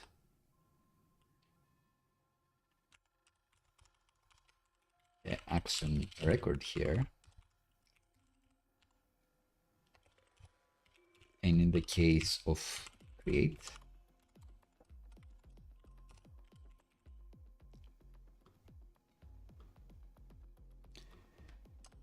we can say travels to hearts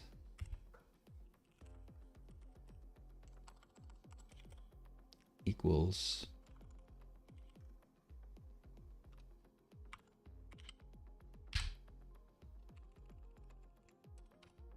like reassign it. Let's say like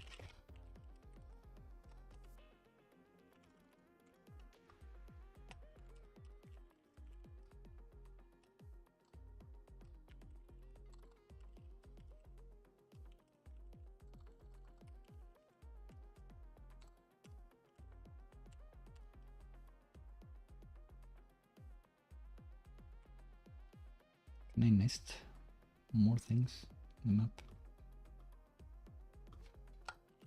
Can I spread this?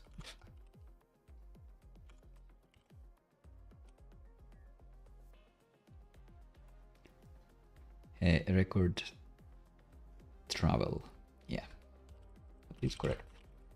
That's going to be the travel ID. Let's set this to true.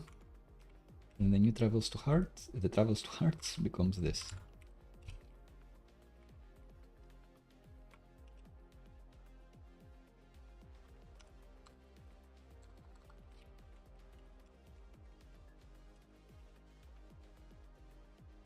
Right, so let's see. Ugh. Not quite. Not quite.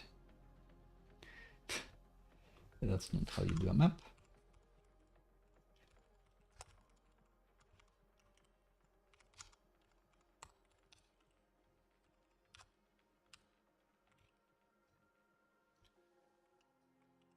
Is this how you do a map? Yes. All right. Boom. We got somewhere. Delete operations. So for delete operations, we need to do something clever for this. My problem with a card is that I want to say like on heart or on unheart. And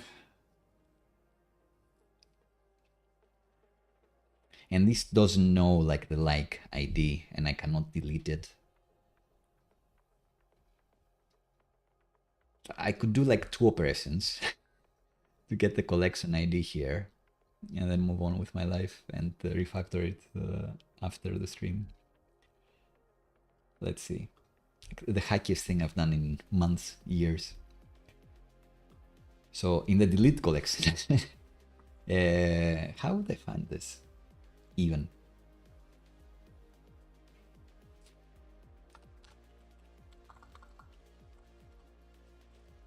Can I just get the record ID? Because the search is where I do this.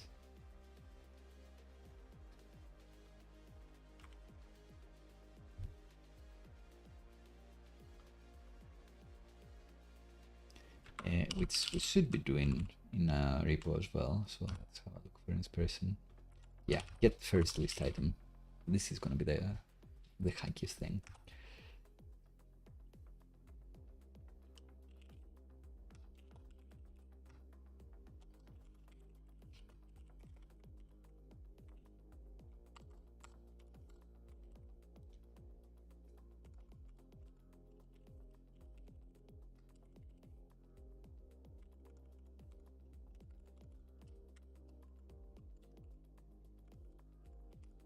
Oh, this thing.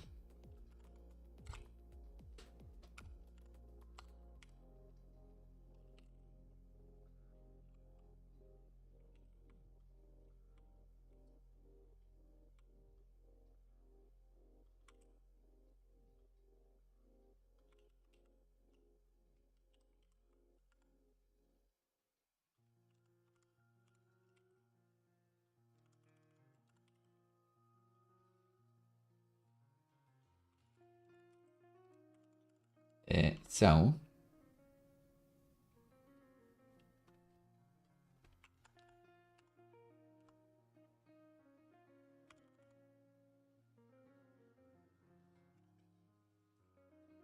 non-dependent syntax is possible here, but still, let's do it the same way.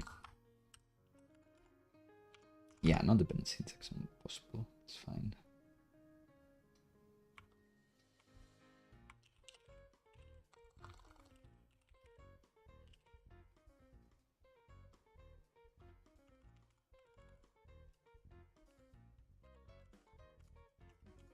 This is string. Travel ID is ID. It is client side. So.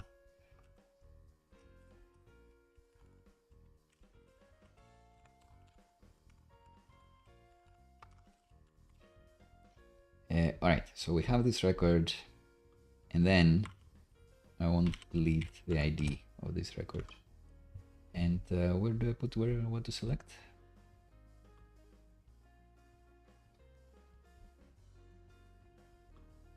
fields where we put the filter as well.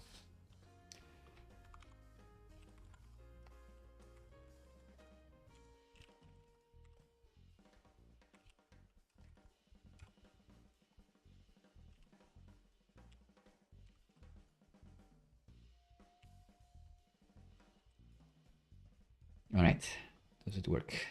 No, collections not defined. Ugh, they brought it in as a type. They brought it in as a type.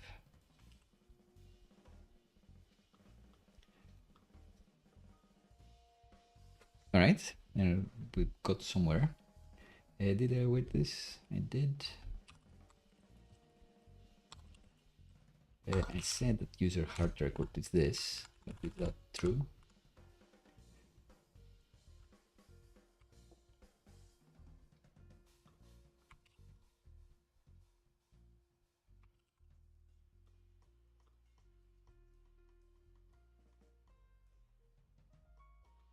Oh, even this it cannot do.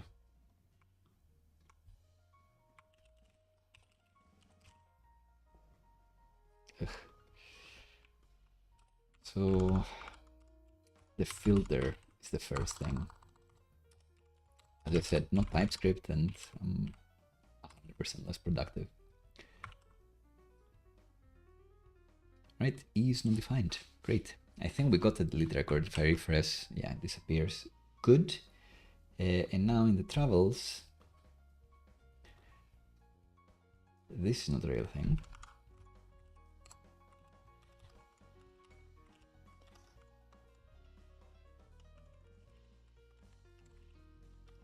Clearly the action is going to be delete.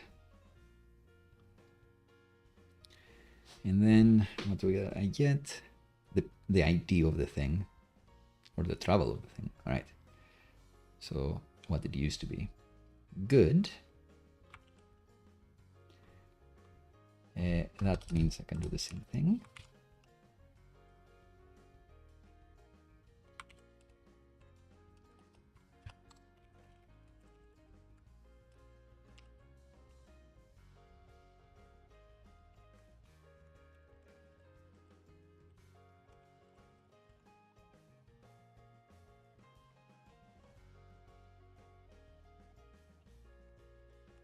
And, I think that's it.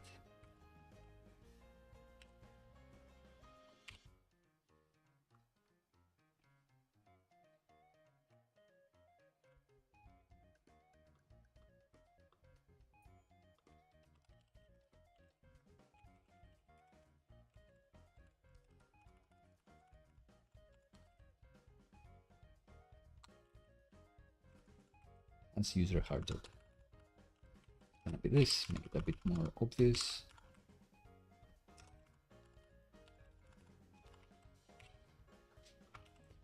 So hearted,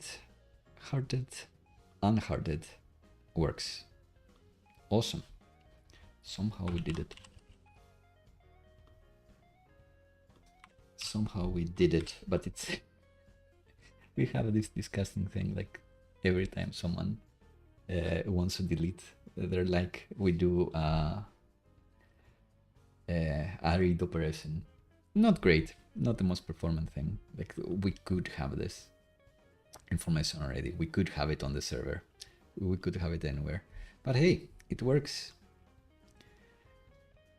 And we could even say, like, we could add like transitions color, and then it will look a bit better. But you do want like a nice spark when people like things. It's prime case to have an animation there. Right, so let's look at it. The big screen, we can unheart persists, can unheart, heart, and things persist and unpersist as needed. I guess they do like flash into place while we're checking. So maybe what we actually want here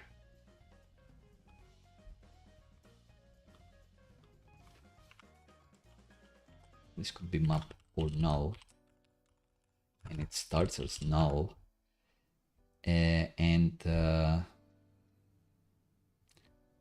hearted can be true, false, or null.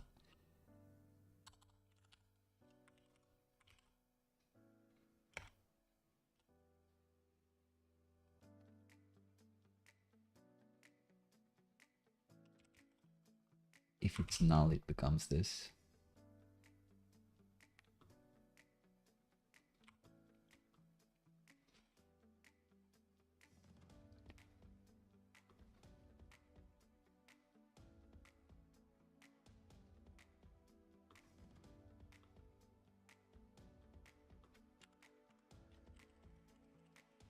If it's null,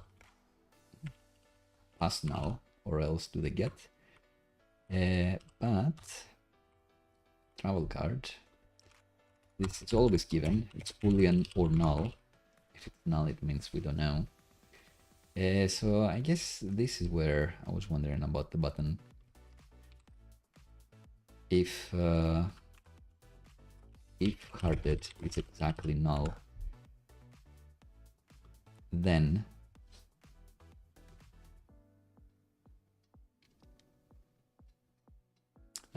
but it's not quite correct.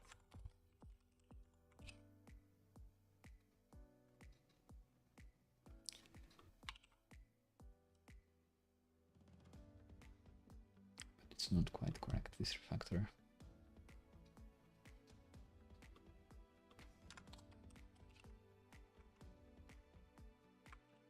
Or is it?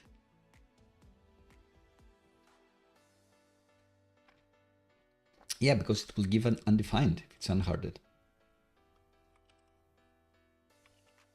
Cool. So now these don't flash the incorrect color while we fetch the data client side. And they still work and does this perfectly. All right, we did it. Not the most beautiful thing in the world, but we did it. By hook and by crook, we did it.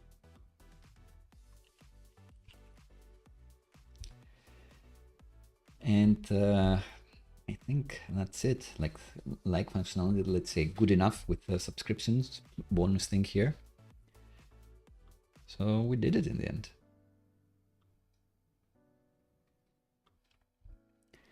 And now let's do the client-side PocketBase code exchange flow. We did the easy one, believe it or not, the pop-up one, but since we're comfortable working on the server and stuff, we can do it with a code exchange flow. And this one says that we can have like a separate page to log in. And when we click to log in, we do some things with local storage to set what the provider is. It looks like we're not doing anything. Do we do anything with PocketBase? Ah, this is dynamically listing all the auth methods that we have, which is cool. And then on the provider, this knows the auth URLs, where to go. This knows the data to pass. And then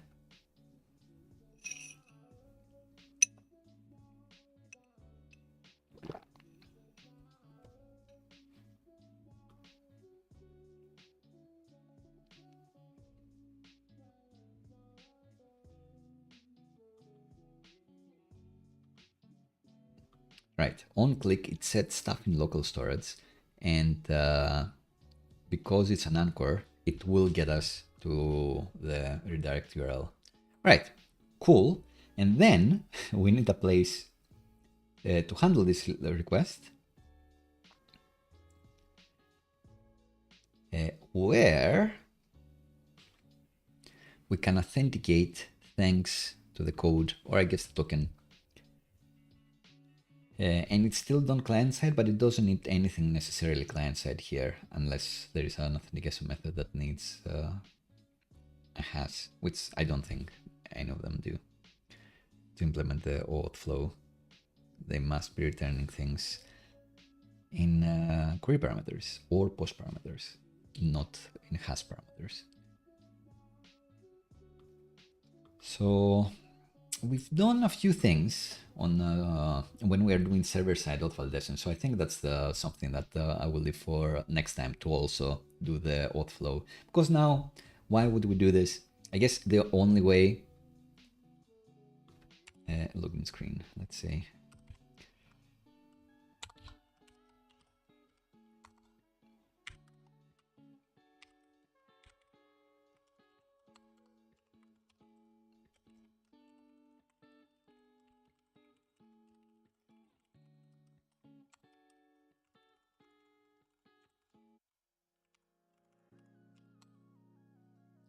Instead of doing the trickier manual code exchange flow, which has a lot of things that I would want to do on the server anyway, so we can upgrade to doing a server-side flow next time, or in the next live stream on this.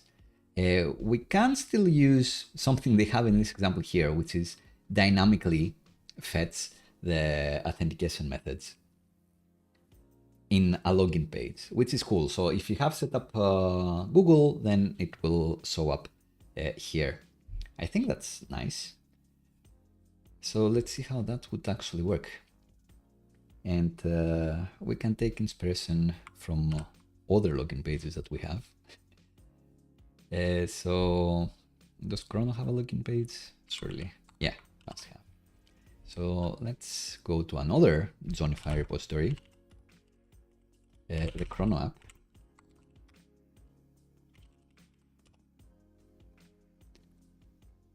And let's go to the login page,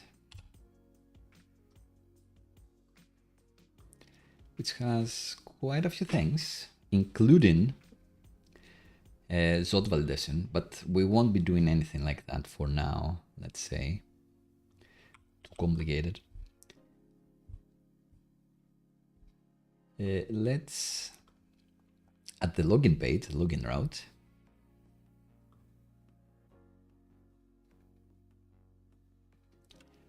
at the moment, if we go to /login, it doesn't exist. In SvelteKit, in order to create any route, we need to reflect the path that the user hits. So in routes, we can add a pages directory, a login directory, that's the path that we want. And in there, a plus page.svelte, immediately that will resolve to something. And we can say hello. But instead of that, let's copy what we have here and see what we don't actually need. Warning, it says no auth errors. We won't be doing anything too complicated here.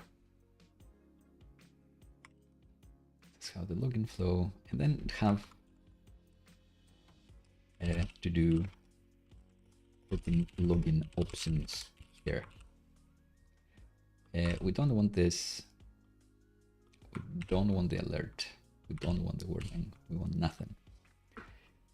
What we do want is to use the cool thing that PocketBase is saying here and list the auth methods.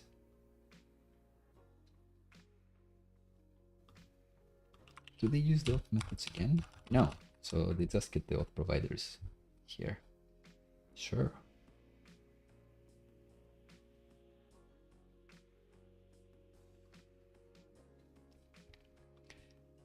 So server side, we have like a super complicated method here. But you can see, like we will steal for now, but delete everything. But let's see that we are handling stuff such as putting stuff in cookies to validate whether the auth flow was correct. Some providers just need a code verifier to be put in cookies or local storage. Some require something extra, just a state. But in any case, we won't be doing any of this here. And we won't be doing any of this here. I just wanted to keep the meta tags, I guess.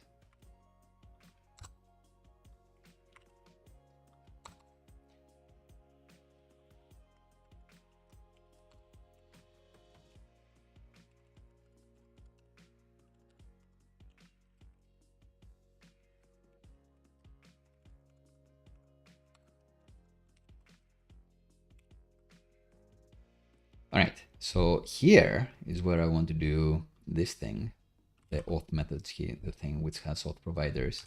So from the locals this time, we can get our PocketBase client. Oh, I guess we still need a user repository. This feels similar. Let's create a user repo instead, because we did saw the thing that we didn't like before, where we just made like the PocketBase. Should we just do this? But actually use it this time, sure. So in the dependency injection handle, let's also put the PocketBase in here. This means that we can use it here and get the auth methods, but apparently all we need are the auth providers.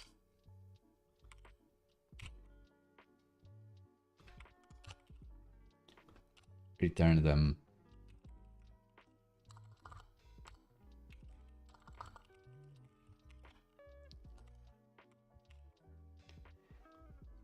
And see what they look like.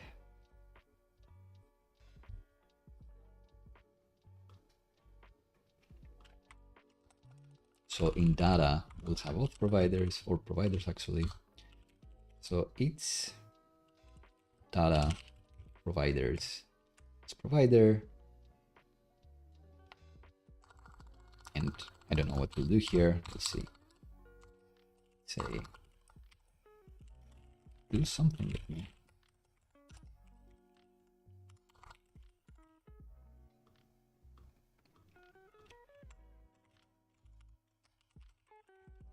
Will it just be like Google? Ah, so they have a name, right? And they have the URL that they need. Sure.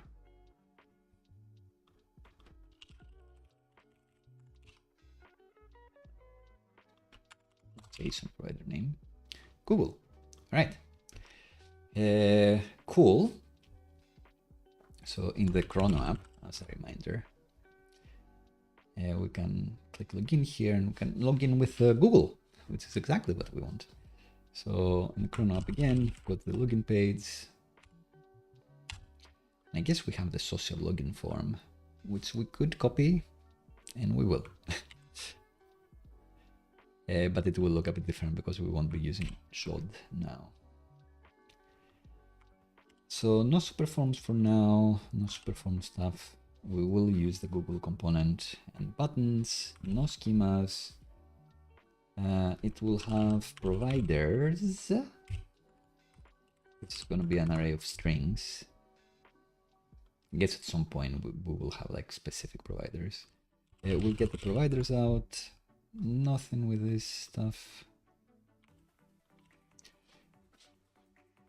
No form.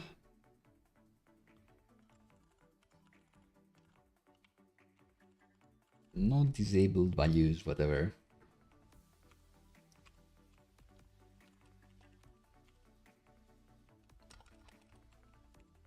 Yes, here is where I want to do the it's thing we were doing here.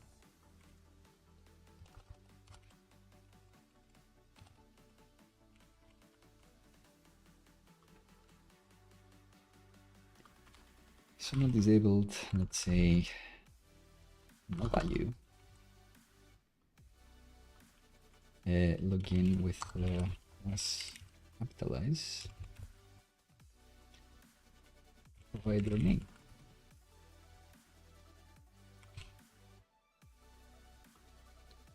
And now here, let's do the social login form.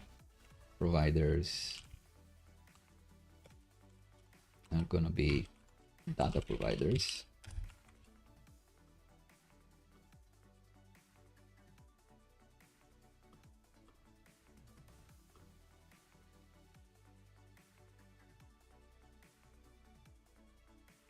No Google icon, I guess is our problem.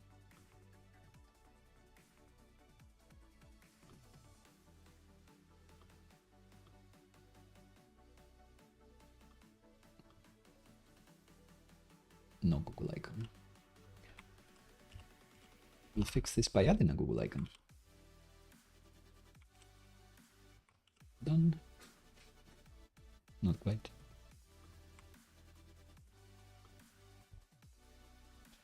Let's restart the server just to make sure.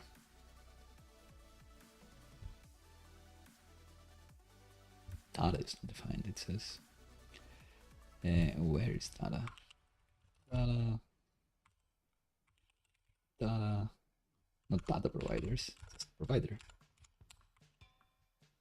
All right, login with Google, great, smashing. But this should be a map, I guess.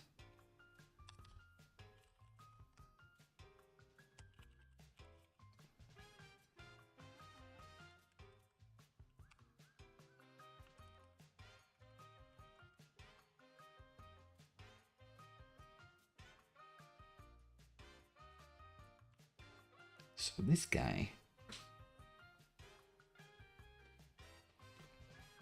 I think Svelte has like a magic thing for this. So Svelte component, this equals Google, or this equals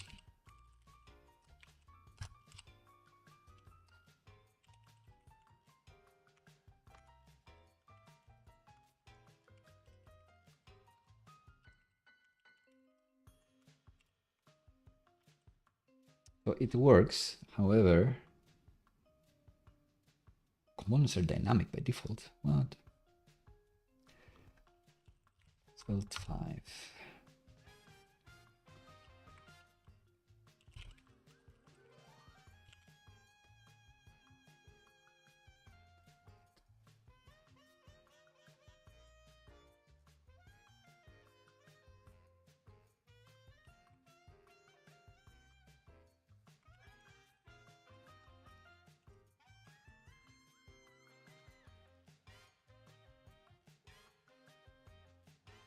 How do I bind this to something? Must be like an as. Component.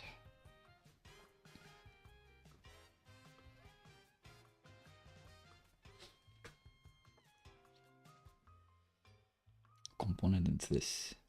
They don't want this. What do they want?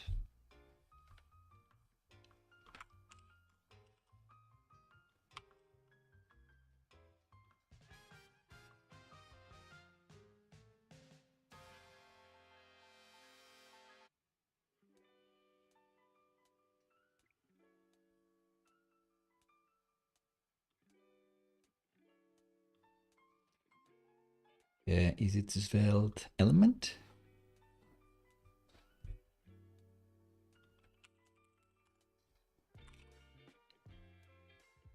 Not quite.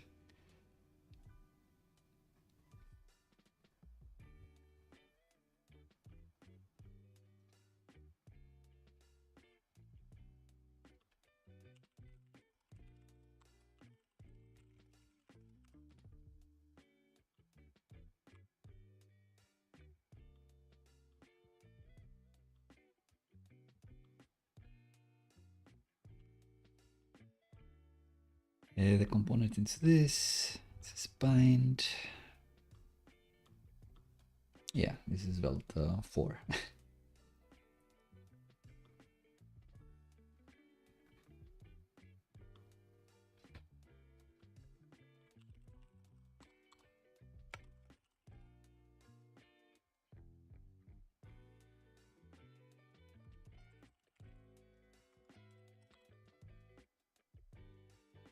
Ooh.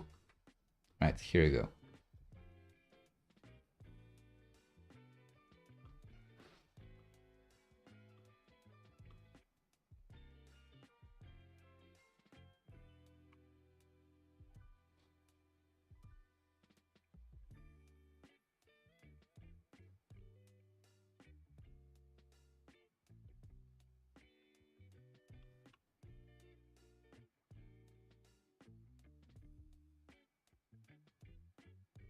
Right, let's try this.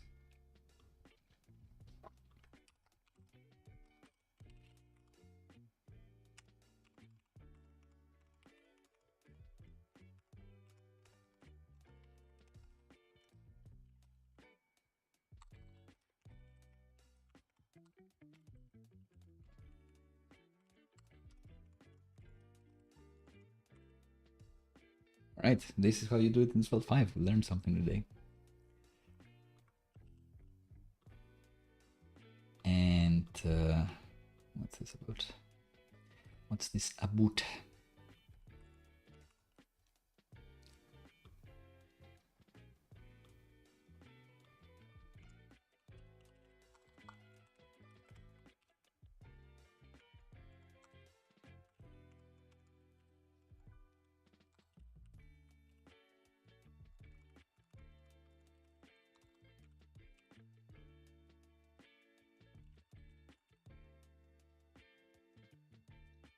All right, so now if I magically add like GitHub, then PocketBase will know. And I guess if I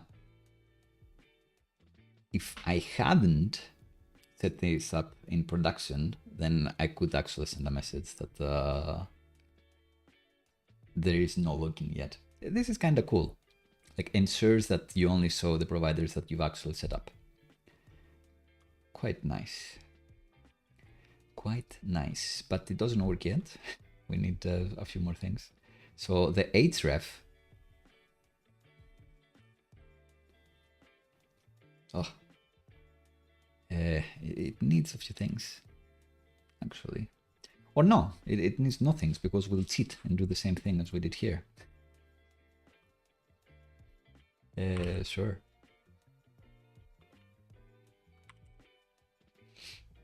But we'll do it with more magic.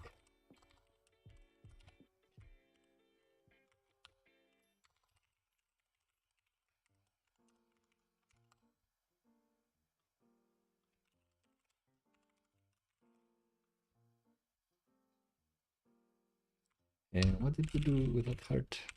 Card. What did I actually do? Reload. Yeah, so we did this. This is the same thing.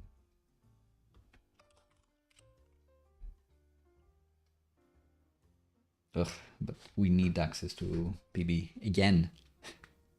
So maybe not. Maybe that's not the best idea in the world.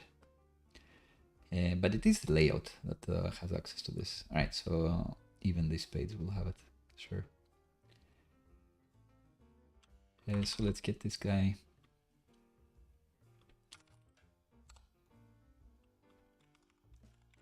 Context. Writable.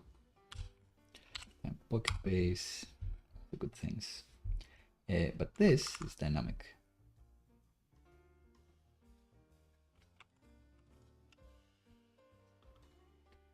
So we're only using the name now.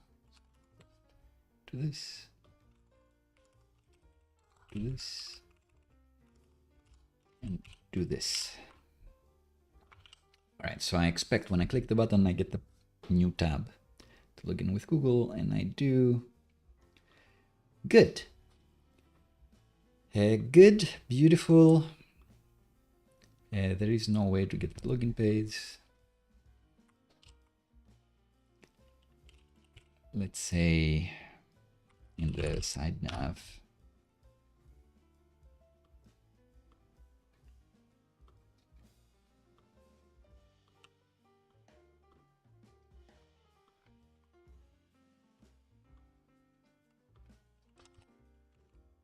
This always exists now, but the condition is for whether we have the logout button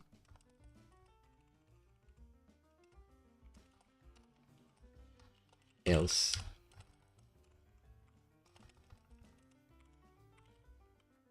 we just have an href.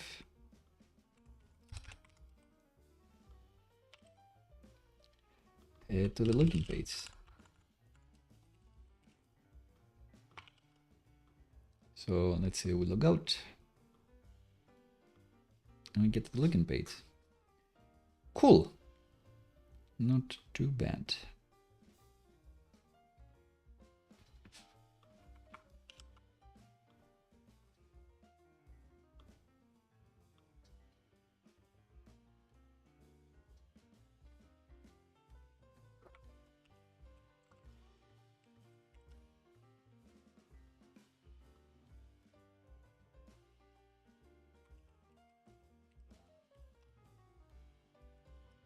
What's this about? No one knows.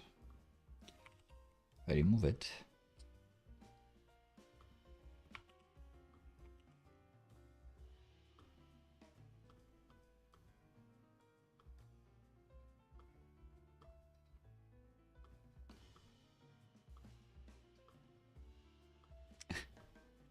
Kinda like it in the end.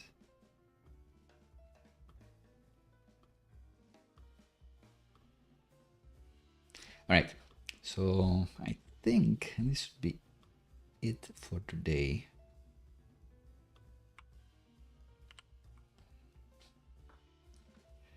What we did here is a dynamic login page. If we didn't have, like, we know that we only have the Google provider, but if this was something else,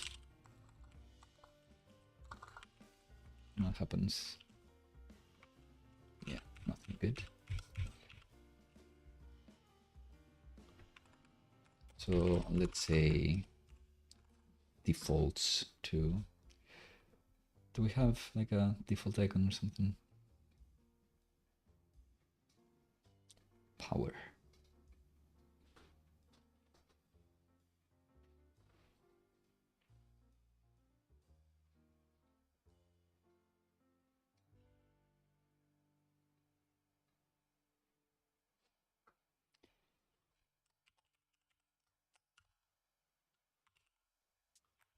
To the same link.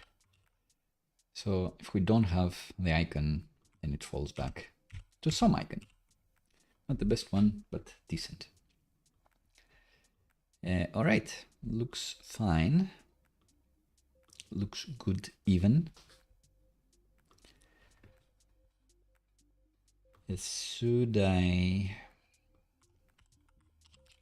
also add it in the header in big mode? Do the same thing.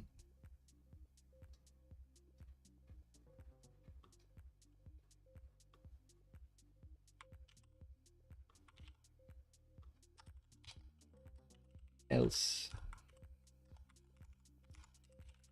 login.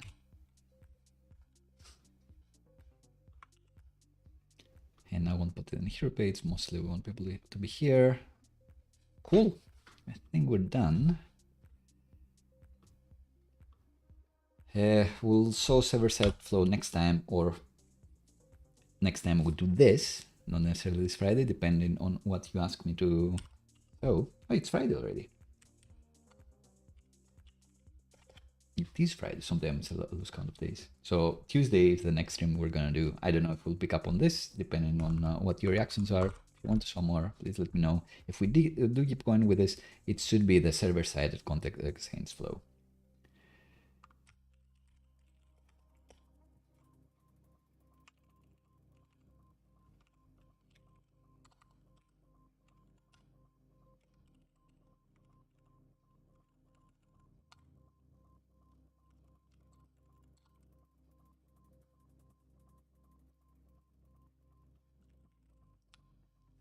What did we do today? So we already had this app, the Travel Pocket app, that is talking to a PocketBase backend, which also has a nice CMS for our client or us to be able to manage all the content in the app. So this is what's live. You can actually find the link in the description and click around and see the beautiful view transitions. Lots of cool things in the app. But we made it even cooler. So in localhost now, and I'll deploy later after I clean up quite a lot of code, we have the ability for users to like posts. This does nothing for now, but I guess you can pin items that you've liked, and then you can go to your own profile page and see everything you've liked before. But it's a common use case, I would say, a common extension for PocketBase, that now I want like some reason to capture leads. I want people to see my app, see my blog post, but I also want their email addresses. The simplest thing would be to have a form for them to leave the email address, and then you send them up for the mailing list. But we try to do something more complicated because we like showing slightly more complicated things. We'll learn more, and we did learn quite a lot. So we created a new collection to store the user likes. So we're calling it user to travels, because I don't know if we'll call them user likes, user hearts, user favorites. Like, it shouldn't be tied to whatever button I decided to use here. But the idea is that if you're logged in, you're able to persist the travels that you like. So if I click any one, it will know that I'm not logged in at the moment. That's why I also have this login button here. And start the client-side login flow. Usually we do server-side flows. This time we're doing client-side. You can manually go to the login page. Oh, I forgot the link here. Good catch me. You can go to the login page, which dynamically has the available providers, which is only one, the Google provider, and log in through here. But the cool thing is that you can actually follow through with this flow and end up in the same page. You could persist the intent for people to like and say, oh, actually they clicked this, so let's like it. But that's, I think, too much work. Anyway, if you are logged in, we do actually see all the places that you've liked. We saw this icon here, which means logout, not reset. We should do something else. But that's by the by. Anyway, things that you want to like, you can click and bam, it goes. It persists if you refresh, and things you don't like anymore, you can unfavorite. And we can show a cool animation, which we haven't shown in a while, in the next episode as well. Maybe it's cooler to do that. And that's about it. We've generated automatically migrations for this to happen, so we have like a new table. It's cool because we ended up using row level security, which we are familiar with Supabase, but the roles are defined quite differently here. So you can see that only you can see your own likes, only you can create likes for yourself, and only you can delete likes. Update, no one, only admins can do it. Because the way this table is structured, you shouldn't be able to update anything. You should be able to update the created, updated, with travel. It's like you just delete it. You don't like it anymore, you delete it. That's it. No update operations. And that keeps your database a bit lighter, a bit cleaner. Cool. I think that is it for today. Maybe a final thing. Let's see. Does it work with my admin account? So if I log in with this different email, I'm logged in, great. So I don't see the other users' likes, great, that's what we want. And I can like my own, and these get persisted as well. And I can check here that indeed they're tied to different people, because the users are separate from the admins that you have in your app. And kind of interesting that maybe there is something that we could be setting up, like some hook, to actually get the name and avatar information from the social auth provider. Whenever we do the auth ourselves, we definitely add those things in there. It's just handier. But I guess for this app, like we don't show the user their own avatar anywhere, but it would be fun to show it here. Anyway, that's by the by. Hope you had fun today. I had fun for sure, as always. And we renew our appointments for next week and Tuesday. Drop a comment. Drop by at the Discord, drop me an email, anything you'd like to see on the next live streams or in the future in general, and I'll see if I can make it interesting for you, and if I know enough about it, or if I can research enough about it. That's gonna be it for today. Have a lovely, lovely weekend, and I'll see you around.